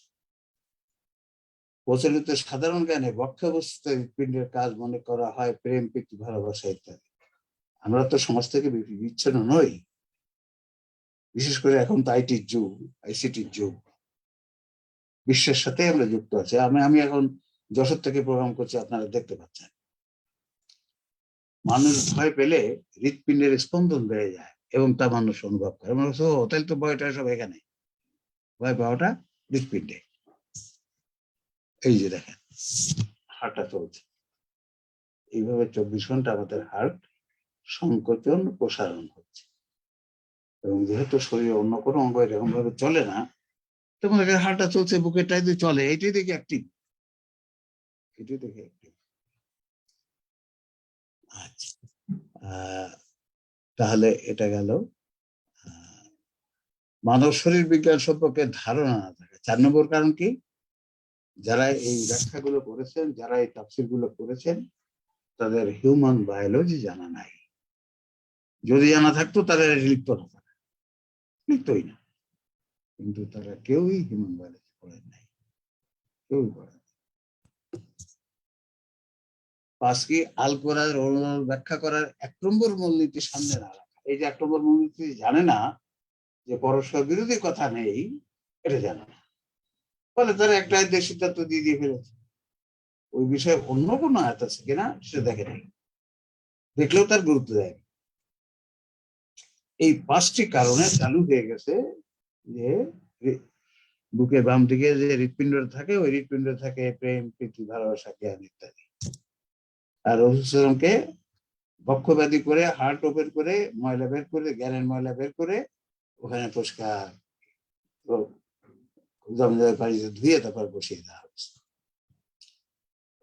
কলবের অবস্থান তার সম্পর্কে প্রচলিত ইসলামী ধারণার গ্রহণযোগ্যতা আমরা এখন দেখতে চাই যে এটা একটু পর্যালোচনা করতে যাই যে এটা কি প্রচলিত ধারণা গ্রহণযোগ্যতা। এখন দেখুন, তথ্য 1, হৃৎপিণ্ড খারাপ, যার হৃৎপিণ্ড খারাপ তাকে হার্টের রোগী বলে, মাথা খারাপ লোক বলে না। ঠিক কিনা বলে দেখি, কথাটা ঠিক কিনা? এই কথাটা ঠিক কিনা? কথাটা সঠিক? অবশ্যই ঠিক। আমরা তো যার হার্টের রোগীকে তো হার্টের রোগী বলি, তারা তো মাথা খারাপ বলি না। এই কথাগুলো তো শিক্ষা দিতে পারিনি আমরা, কারণ আমাদের ওই যে হাদিসে লেখা আছে, হাদিস চোখ বন্ধ করে ফেলি না, ঠিক না? হাদিস বলে চোখ বন্ধ করে। 2 দেখেন, কমন সেন্স কাজ না করলে মানুষকে মাথা খারাপ লোক বলে, হার্ট খারাপ লোক কিন্তু বলে। ওই যে আমাদের বাচ্চারা যে গানটা গেয়েছে দেখেন, সে গান কি চমৎকার বলছে যে কলবের যে অবস্থান বলা হয়েছে সেটা শুনে মন হাসে, মন হাসে। কি বলছেন?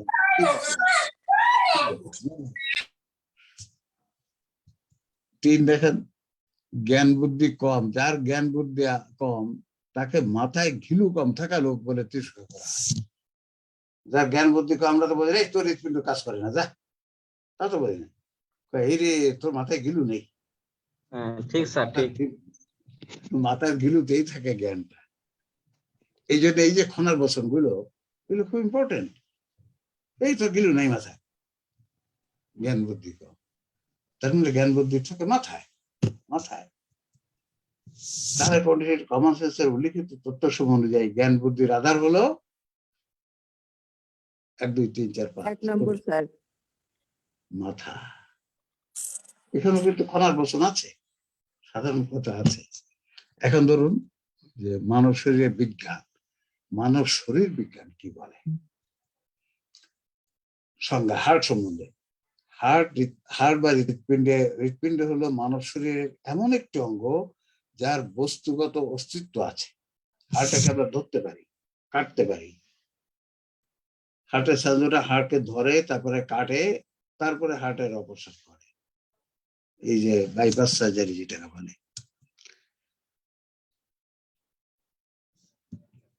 আর বর্তমান মানব শরীর বিজ্ঞান অনুযায়ী মানব শরীরের হৃৎপিণ্ডের অবস্থান হলো বুকের বাম দিকে, ডান ও বাম ফুসফুসের মাঝখানে।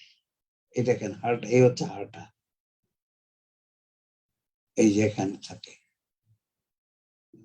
বুকের বাম দিকে, এটা আমরা উপরে দেখাইছি। আর এইখানে দেখেন এই হচ্ছে দুটো হৃৎপিণ্ড, এই লাংস, একটা লাংস, একটা লাংস, এই একটা লাংস, এটা হচ্ছে বাম লাংস, এটা ডান লাংস। এই দুটোর মাঝখানে একটা জায়গা করে দিয়েছে, এই জায়গাটা হার্টটা থাকে এইখানে। তাই আসলে শরীর বিজ্ঞান যে হার্ট থাকে বুকে দুটো হৃৎপিণ্ডের মাঝখানে জায়গা। কাজ কি? বর্তমান মানব শরীর বিজ্ঞানের প্রতিষ্ঠিত তত্ত্ব হলো প্রেম, প্রীতি, ভালোবাসা, জ্ঞান ইত্যাদির সাথে হৃৎপিণ্ডের কোনো সম্পর্ক নাই। এটা বিজ্ঞানের সঠিক তত্ত্ব, এটা হাইপোথিসিস না, এটা থিসিস। হৃৎপিণ্ডের একমাত্র কাজ হলো শরীরে রক্ত পাম্প করা।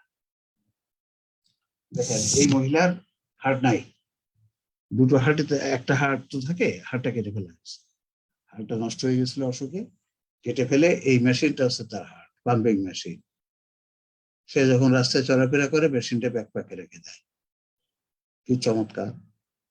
কিন্তু মেয়েটা হাসি খুশি আছে। অপারেশনটা করা হয়েছে আমেরিকাতে, এই অপারেশন এখন চলছে।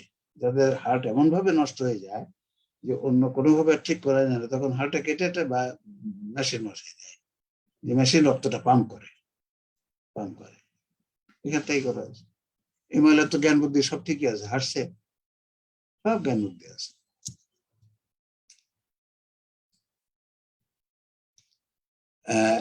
হৃৎপিণ্ড সম্পর্কে আরো দুটো গুরুত্বপূর্ণ তথ্য কি দেখে নিই। মানুষ ভয় পেলে হৃৎপিণ্ডের স্পন্দন বেড়ে যায়। এটি হৃৎপিণ্ডের ভয় অনুভব করতে পারার কারণে ঘটে না। এটি যে হয়, ভয় পেলে হৃৎপিণ্ডটা কাঁপে, এর কারণ কিন্তু ভয়টা হৃৎপিণ্ড পায় আগে তা না, হৃৎপিণ্ডে আগে যায় ভয়ের খবরটা তা না। কি ভয় অনুধাবন করে ব্রেন। কোন একটা ভয়ের জিনিস দেখলে, ভয়ের কথা শুনলে, এই কথাটা প্রথমে অনুধাবন করে ব্রেন, এরপর ব্রেন স্নায়ুর মাধ্যমে ব্রেন স্নায়ুর মাধ্যমে হার্টের সংবাদ পাঠায় স্পন্দন বাড়ানোর জন্য। তখন হার্ট তার স্পন্দনের মাত্রা বাড়িয়ে দেয়। অনুসরণ করে ব্রেন তখন স্নায়ুর মাধ্যমে হার্টের সংবাদটা পৌঁছে দেয়, এই স্পন্দন বাড়ানো দরকার, এই সংবাদটা পৌঁছে দেয় হৃৎপিণ্ডে, তখন ওর সংকোচন বেড়ে যায়। ব্রেন ও হার্টের মধ্যকার সংযোগ স্নায়ু কেটে দিলে ভয় পাওয়ার পর হার্টের গতি বাড়বে না। সংযোগ দেখেন, এই যে সংযোগ, এই হচ্ছে হৃৎপিণ্ড আর এই হচ্ছে ব্রেন। তো এদের মধ্যে সংযোগটা যদি আমরা বাড়িয়ে দিতে পারি এরকম নার্ভ দিয়ে, তাহলে হৃৎপিণ্ড বাড়বে, নাহলে হৃৎপিণ্ডটা ওই রকম কমে যাবে যাদের নাই। ব্রেন যে হার্টের চেয়ে অধিক গুরুত্বপূর্ণ তা অতি সহজে বোঝা যায় এ দুটি অঙ্গের আঘাত থেকে রক্ষা পাওয়ার আল্লাহর করা ব্যবস্থা দেখে। ব্রেন যে অত্যন্ত বেশি গুরুত্বপূর্ণ হার্টের থেকে বোঝা যায় কেমনে? দেখেন হাড়টা যেভাবে ঢেকেছে শরীরের, এই যে হাড় দিয়ে, বুকের হাড়, এখানে দুটো হাড়ের মধ্যে মাঝখানে গ্যাপ আছে, ওখান থেকে আপনি ছোট্ট একটা ছুরি ঢুকাই দেন, হাড়টা ফুটে হয়ে যাবে, মরে যাবে। কিন্তু মনটা কোথায় ঢুকেছে দেখুন, এই যে হচ্ছে ব্রেন যে হার্ট,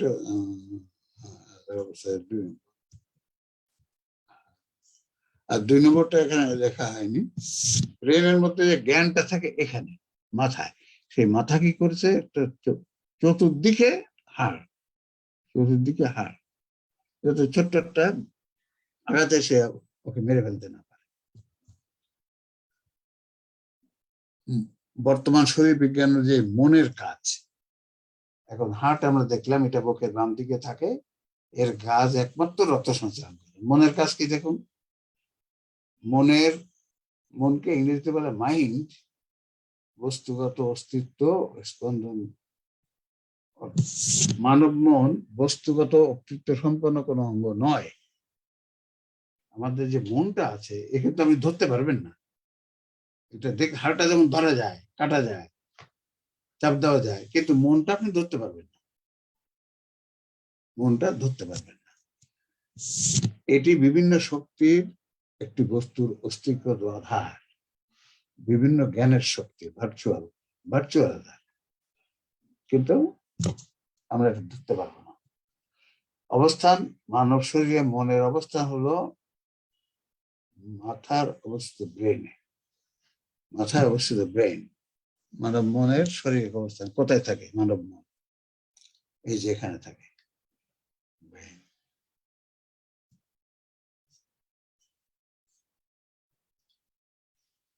এই যে ব্রেন, দাঁতের ছাপ বলা মনে হচ্ছে কামড়ে কামড়ে রাখছে কিছু নাই, এতে চাপ দিলেই টুকরা টুকরা হয়ে যায়, চাপ দিলে এটা টুকরা টুকরা হয়ে যায়। চিকিৎসা বিজ্ঞান অনুযায়ী মানুষের ব্রেন 3 অংশে বিভক্ত: সম্মুখ ব্রেন, মধ্য ব্রেন, পশ্চাৎ ব্রেন। দেখেন এটাকে বলা হয় সম্মুখ।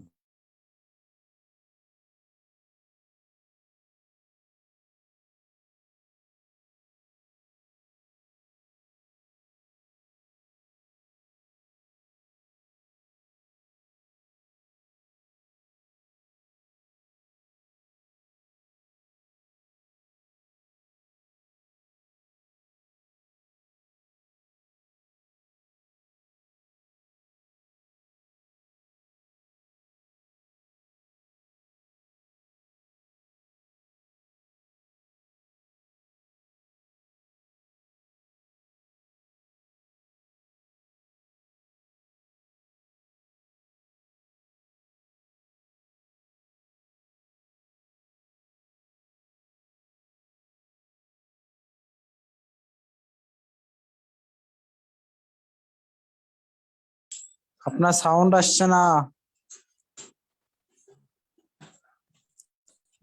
আসসালামু আলাইকুম স্যার, আপনার সাউন্ড পাচ্ছি না।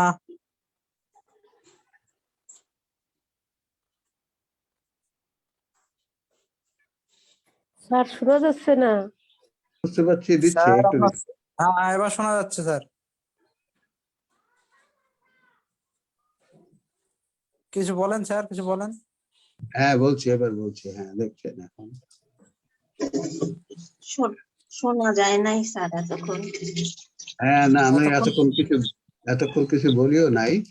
আমরা বুঝতে পারছি নেটে একটু ডিস্টার্ব ছিল। এখন দেখতে পাচ্ছেন তাই না?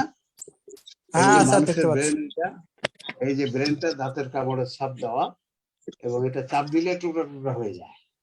ছবি এই জন্য ব্রেনকে বলা হয় মুদ্গা। মুদ্গা চাপ দিলেই দেখবেন গুঁড়ো গুঁড়ো হয়ে যাবে, ব্রেনটা এরকম দেখতে।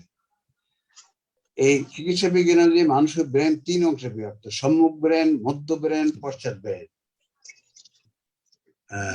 কানেক্টেড সম্মুখ ব্রেন, মধ্য ব্রেন, পশ্চাৎ ব্রেন। দেখেন এই যে ছবি, এটাকে বলা হয় সম্মুখ ব্রেন, এটাকে বলা হয় মধ্য ব্রেন, এটাকে বলা হয় পশ্চাৎ ব্রেন। এই সম্মুখ ব্রেনটা সব থেকে উপরে থাকে, একেবারে কপালের পিছন পর্যন্ত এখানে এসে লাগে। সৃষ্টিগতভাবে মনের অবস্থান হলো সম্মুখ ব্রেনে। চিকিৎসা বিজ্ঞান অনুযায়ী এই সম্মুখ ব্রেনেই মনটা থাকে, মনটা থাকে সম্মুখ ব্রেনে, মানে সব থেকে উপরে। কারণ এখানেই থাকে জ্ঞান, সেই জন্য উপরে রাখছে আল্লাহ। আল্লাহর কাজ এত চমৎকার সব। মনের অবস্থান হলো সম্মুখ ব্রেনে, এই যে সম্মুখ ব্রেনটা, এটা থাকে সম্মুখ ব্রেনের 4 ভাগে বিভক্ত। এর আবার ফ্রন্টাল লোব আছে। এই যে সম্মুখ ব্রেনটাকে আবার দেখেন 4 ভাগে। এটাকে বলে ফ্রন্টাল লোব, এটা বলে প্যারাইটাল লোব, এটা বলে টেম্পোরাল লোব, এটাকে অক্সিপিটাল লোব। সম্মুখ ব্রেনটা আবার 4 ভাগে ভাগ করা হয়েছে। প্যারাইটাল লোব সম্মুখ ব্রেনের এই অংশটি অবস্থিত মাথার 2 পাশের উপরের দিকে। দেখেন এই যে এই কানের উপরে থাকে এটা, এই প্যারাইটাল লোব, এইটা উপরেরটা হলুদটা। যাক, এগুলো আমাদের সব দরকার নেই অত। অক্সিপিটাল লোব গেল, এই গেল। কাজ কি? মন যে সকল শক্তি বা ক্ষমতা ধারণ করে তা হলো, মনে কি কি শক্তি বা ক্ষমতা থাকে। জ্ঞানের শক্তি, আকল থাকে মনে।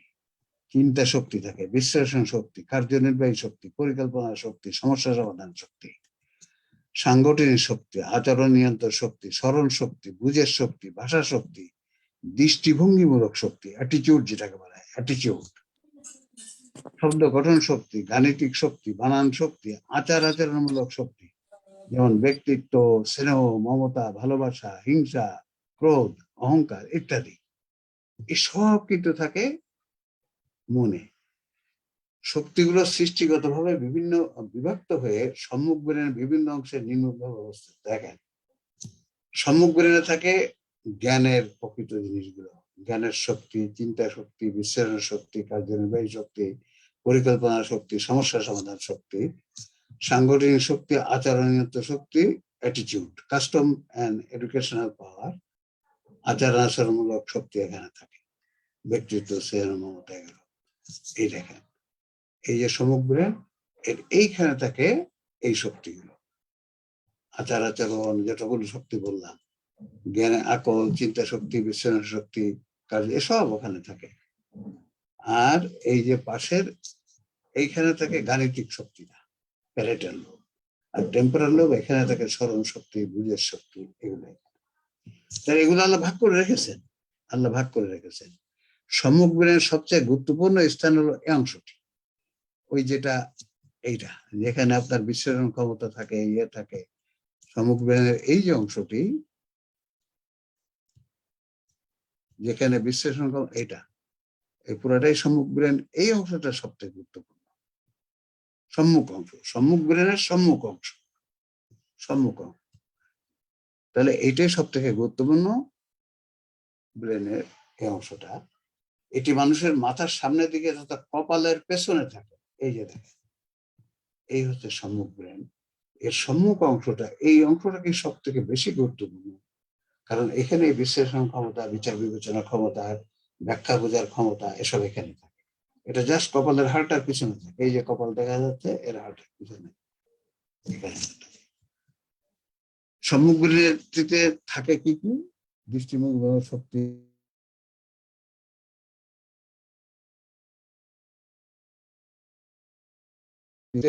থাকে স্মরণ শক্তি, বুঝের শক্তি, ভাষা শক্তি। টেম্পোরাল লোব, এটা সম্মুখ না, এটা হচ্ছে টেম্পোরাল লোব। এটা একটু ভুল কথা হবে। মাঝেরটা হলো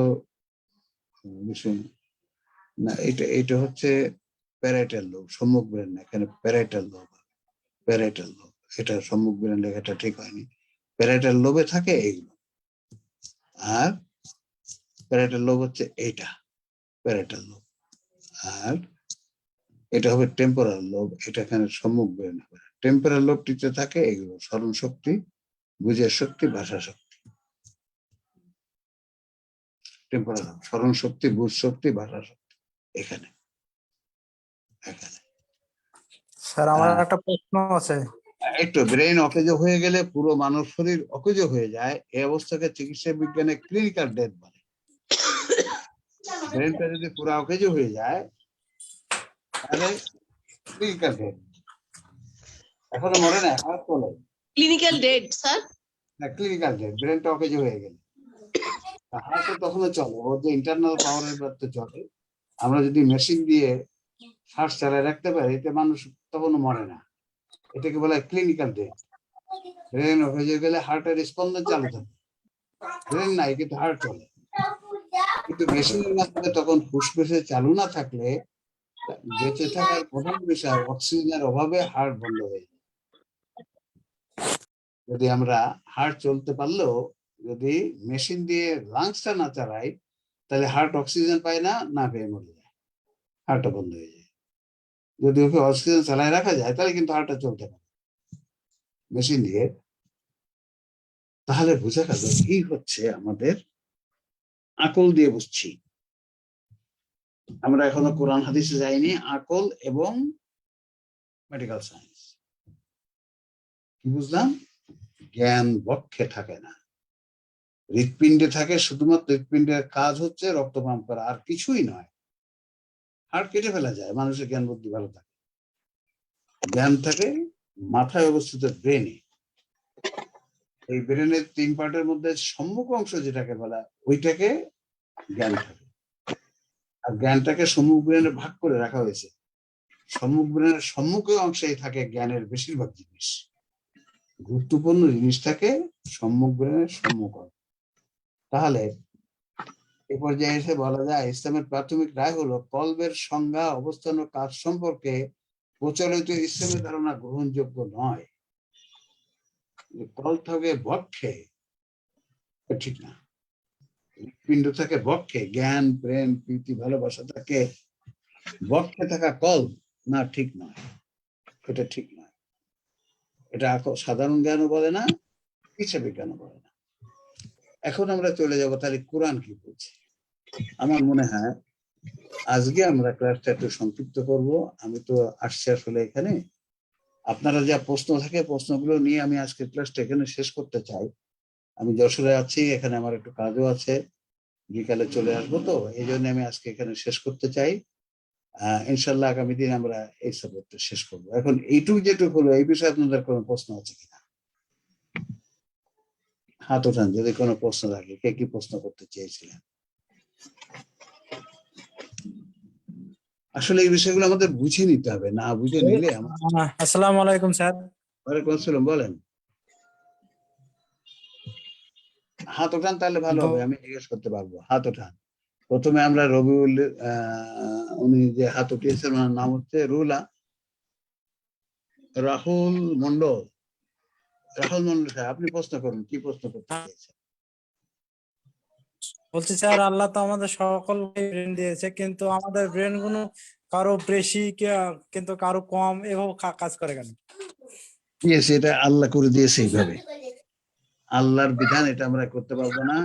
ব্রেন জন্মগত ভাবে কারো অধিক শক্তিশালী, কারো কম শক্তিশালী, আল্লাহ এটা ব্যবস্থা রেখেছেন।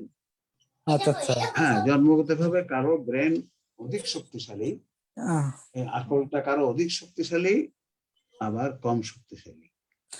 কিন্তু মানে আমাদের, আমার কথা বলে শুনে নেই, কিন্তু আল্লাহ এই ব্যবস্থাও রেখেছেন তার প্রোগ্রামে। পরিবেশ শিক্ষা আকলটাকে উৎকর্ষিত করতে, উন্নত করতে পারে।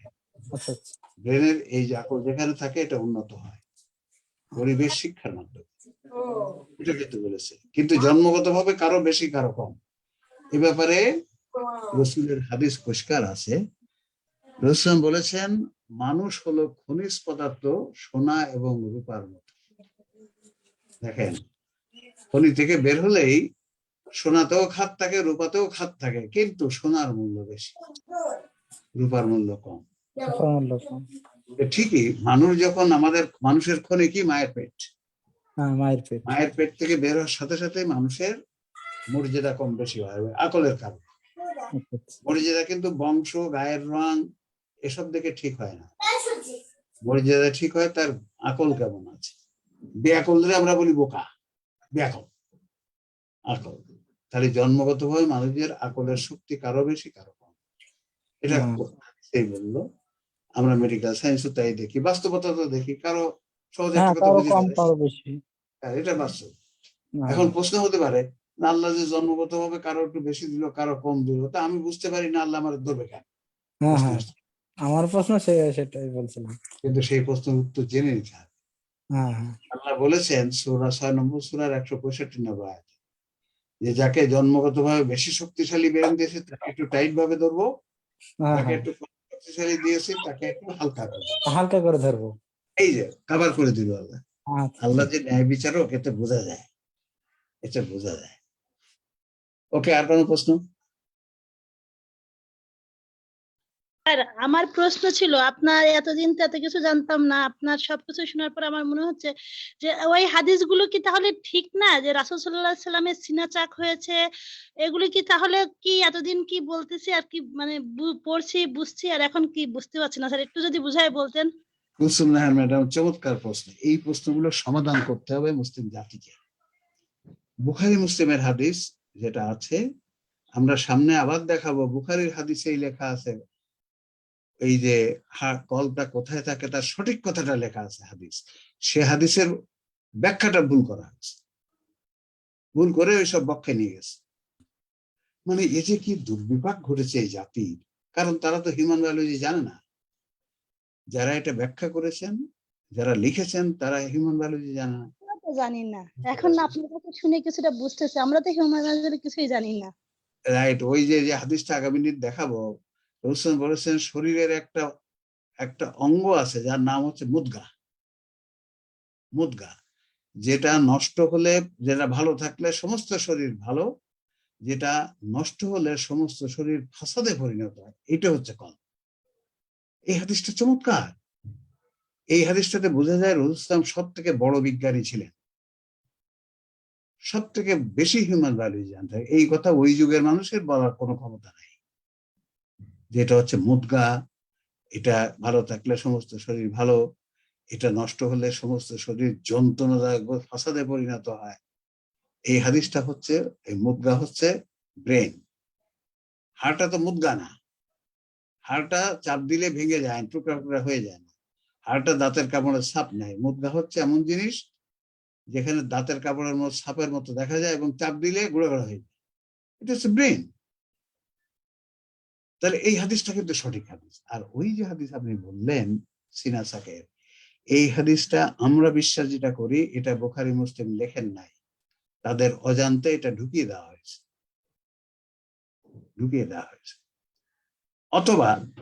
অথবা এটা ওই যে হাদিস হচ্ছে সনদ সহি, ওনার সনদ সহি দেখেছে, ব্যাস লিখে রেখেছে, সনদটা ঠিক আছে, মতন সহি আছে কিনা ওনারা দেখেন নাই, ওটা তাও হতে পারে। সহি হাদিস মানে তো সনদ সহি আছে, এই জন্য আমরা সহি হাদিসটা আগে জ্ঞান নিলাম, যাতে এখন আমরা ধরতে পারি বিষয়টা। ওনারা ঠিক করেছে এই সনদ যদি নির্ভুল হয় তাহলে সহি, আমি লিখে দেবো, লিখে দিয়েছি। এই দুটি কারণের একটা কারণ সাল্লাল্লাহু আলাইহি ওয়াসাল্লামের ওগুলো মানে সঠিক হাদিস নয়। ওই হাদিসগুলো আমরা এখন ওই হাদিসগুলো আমাদের হাদিস গ্রন্থে ওটা লিখি নাই। স্যার আরেকটা কথা একটু এর উপরে আছে যে রাসূল সাল্লাল্লাহু আলাইহি ওয়াসাল্লামের বুক নাকি চিরা ছিল, অনেক সাহাবী দেখছে, এটা কি সত্য? অনেক সাহাবী দেখেছে, হ্যাঁ। স্যার না, এটাও সঠিক না, এটাও হ্যাঁ, আমাকে তো বলতে দিবেন। এইটা অনেক সাহাবী দেখেছে, এই হাদিসটার মতন সহি নয়। দেখেন, যদি এই কথা বলি যে বুকের অপারেশনের দাগ দেখেছে এবং ওই হাদিসে লেখা আছে, আমরা সেই হাদিসটা পরে দেখাবো যে বুক কোথায় দাগ ছিল, এই বুকের একেবারে উপরের থেকে ওই নাভির নিচে যে হাড় ওই পর্যন্ত দাগ ছিল। হায় হায়, এ কথা বলতে হবে কি, বলতে হবে এখন তো আমরা পেট কেটে অপারেশন করি না, বুক কাটা না, এখন ছিদ্র করে। তাহলে আল্লাহ ছিদ্র করার অপারেশনও জানে না। এখন আমরা সেলাই করি না, কসমেটিক যেখানে কোনো সেলাই দাগ দেখা যায় না, তাহলে আল্লাহ এটাও জানেন না। আস্তাগফিরুল্লাহ, আস্তাগফিরুল্লাহ, আস্তাগফিরুল্লাহ। হাজি না, এই হাদিসের মতন ঠিক নয়, হতে পারে না। সনদ ঠিক থাকলে সনদ সহি হতে পারে, বক্তব্য মানুষ কাছে দেখেছে, ওই মানুষটাও তো বোঝে না, জানতেন না, ওই সময় জ্ঞান ছিল না।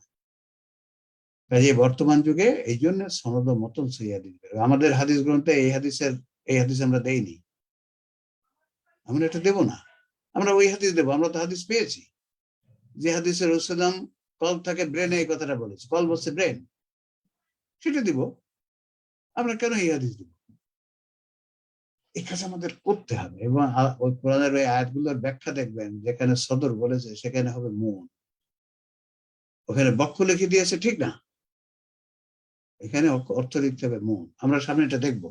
আজকে আমরা খালি এইটুকু একটু শুনে নিয়ে, আর কোনো প্রশ্ন আগামী দিন দেখবেন যে কোরআনের আয়াতগুলো কি হবে ব্যাখ্যা। আর ওই হাদিসটা যেখানে রাসূলুল্লাহ সাল্লাল্লাহু আলাইহি ওয়াসাল্লাম বলেছেন, আরো হাদিস আছে যেখানে বলেছেন রাসূলুল্লাহ সদরটা হচ্ছে জ্ঞানের সাথে সম্পর্ক, সদর হচ্ছে জ্ঞানের সাথে সম্পর্ক। জি, ইনশাআল্লাহ আগামী দিন আমরা দেখবো। আজকে আমরা এখানে শেষ করি, আগামী দিন আপনারা প্রশ্নের সুযোগ পাবেন। আপনাদের মাথায় দিয়ে দিলাম, যত রকম প্রশ্ন আছে এক সপ্তাহে লিখে রাখবেন, এবং আপনারা যত বই আছে সব দেখবেন, কোরআন হাদিস সব দেখে আসবেন এই এক সপ্তাহে। আগামী সপ্তাহে সকল প্রশ্ন করবেন। আমরা হাদিসের তথ্যগুলো, কোরআনের তথ্যগুলো সব যখন দেখাই দেব, আপনারা দেখবেন যে একটা জাতিকে কিভাবে প্রতারিত করা হয়েছে। এর দুটি কারণ, স্যার আমাদের প্রতারিত করতেছে, স্যার ভুল বলতেছে, এটা বলতেছে, আমাদেরকে খারাপ বলতেছে, মানুষ এটা বলবে কারণ 1000 বছর ধরে এই কথাগুলো আমরা শিখেছি, ভুল কথাগুলো, তা তো তাই বলবে, এটাই স্বাভাবিক। 1000 বছর ধরে ভুল কথাগুলো শিখতে শিখতে ওদের সঠিক মনে হচ্ছে। আপনারা এখন দলিল দিয়ে বলবেন, দেখেন এই হচ্ছে সাধারণ জ্ঞান, এই হচ্ছে বিজ্ঞান, চিকিৎসা বিজ্ঞান, তারপরে এই দেখেন হাদিস, এই হাদিসটা আপনারা মানবেন না, এটাও তো হাদিস। এই দেখেন কোরআন কি বলছে। আগামী দিন আপনারা কোরআন হাদিস এটা দেখে নিন, আর আমাদের এই বইটা কালেক্ট করুন। বইটা যারাই বলেন ভাই আপনারা একটু এই বইটার আয়াতগুলো একটু দেখুন, হাদিসগুলো একটু দেখুন, তারপরে আমাকে বলুন যে এই ঠিক আছে কি ঠিক। এইভাবে যেতে হবে ধীরে ধীরে, কারণ 1000 বছর ধরে যা শিখেছি একদিনে হঠাৎ করে পাল্টে যাবে, এটা তো হয় না। বলছি এই স্যার, যারা আপনাদের বকছে, বকা দিচ্ছে, আপনি বকা খান, কোনো অসুবিধা নেই। বলছি বকা স্যার খান, বকা খেয়েও বলেন যে ভাই, হ্যাঁ ইন্ডিয়া থেকে কিভাবে বই সংগ্রহ করব? আপনি আমাদের ইয়েতে অর্ডার দেন অনলাইন। এখন ইন্ডিয়ায় যাওয়া মনে হয় ইয়েতে যাবে মনে হয়, না হলে যদি আপনার কোনো বন্ধু বান্ধব আত্মীয় স্বজন এখানে থাকে, অথবা আমাদের এখানে অর্ডার দেন, দেখি আমরা চেষ্টা করবো আপনার ওখানে পাঠানো যায় কিনা, ওই যে ইয়েতে করে। বোধহয় বাইরে তো পাঠানো যায়, বই পাঠানো যায়, আপনার অর্ডার দেন, দিলে আমরা পাঠিয়ে দেবো। হ্যাঁ হ্যাঁ, অর্ডার দেন, আমরা পাঠিয়ে দেবো ইনশাআল্লাহ। ওটা কোথা থেকে অর্ডার দেবো আমি? জি, আমি কোথা থেকে অর্ডার? দেখাচ্ছি, এই যে দেখেন, আপনি যে কোনো পৃথিবীর যে কোনো জায়গায় এই যে অনলাইন শপ, অনলাইন শপে আপনার অর্ডার দিন, আমরা পাঠিয়ে দেবো আপনাদের ওখানে। আচ্ছা আচ্ছা আচ্ছা আচ্ছা। সব বই যে কোনোটা চান, কোরআন হাদিস বই যা চান। তো ঠিক আছে রেসপেক্টেড পার্টিসিপেন্টস, আমি আজকে এখানে শেষ করতে চাচ্ছি, আমার একটু কাজ আছে বিশেষ। আমি বলছি আমি যশোরে আছি, আজকেই বেক করবো ঢাকা, ইনশাল্লাহ দোয়া করেন সহি সালামতে চলে আসি। এসে রাত্রের প্রোগ্রামটা আজকে উদ্বোধনী অনুষ্ঠান হবে সহি সাধারণ কোরআন তেলাওয়াত, সেখানে যদি আপনারা ওটা যে কেউ অংশগ্রহণ করতে পারবে। ওটা জুমও থাকবে, তারপরে ফেসবুকেও থাকবে, আপনারা যেখানেই চান আপনাদের আত্মীয় স্বজন বন্ধু বান্ধব ছোট থেকে একেবারে ছোট্ট বাচ্চার থেকে বৃদ্ধ পর্যন্ত যেই আছে সবাইকে বলুন আপনারা অংশগ্রহণ করুন। কোরআন কত সহজ, কোরআন তেলাওয়াত কত সহজ, একটু শিখে নিন এবং আপনারাই শিক্ষক হয়ে যাবেন। 11টা ক্লাসের পরে আপনি কোরআন শিখাবেন মানুষকে, সাথে আমরা অনুবাদ কিভাবে মনে রাখতে হবে আমরা শিখাবো। আমরা দেখেন গতদিন আমরা গিয়েছি সেই স্কুলে, ওই যে বললাম আমাদের নুরুল জোসনা ম্যাডাম, আমরা যে ইয়ে করেছেন, ছোট বাচ্চারা একেবারে প্লে গ্রুপ কেজি, তাদেরকে আমরা কোরআনের আয়াত শিখেছে, সাথে সাথে অর্থটাও শিখিয়ে দিয়েছে। বলছে অমুক আয়াতটা পড়ো, তারা পড়ছে, বলো অর্থটা বলো, সাথে সাথে অর্থ ভুলে যাচ্ছে। এভাবে আমরা অর্থ শিখে বলো, বাচ্চারা মুখস্থ করে ফেলতেছে, বড়রা কেন পারবে না? পারবে। তারপরে আমরা গ্রামারও পরবর্তীতে আস্তে আস্তে শিখবো যতটুকু পারি। পণ্ডিত হতে হবে গ্রামারের মোটেই দরকার নাই, সবার জন্য তা দরকার নাই। আলহামদুলিল্লাহ, এখানে আমি শেষ করতে চাই। ওয়াখির দাওয়ানা আলহামদুলিল্লাহি রাব্বিল আলামিন। আসসালামু আলাইকুম ওয়া রাহমাতুল্লাহি ওয়া বারাকাতুহু। ওয়ালাইকুম আসসালাম ওয়া রাহমাতুল্লাহি ওয়া বারাকাতুহু। ওয়ালাইকুম স্যার, ওয়ালাইকুম আসসালাম ওয়া রাহমাতুল্লাহি ওয়া বারাকাতুহু। আসসালামু আলাইকুম। জায়গা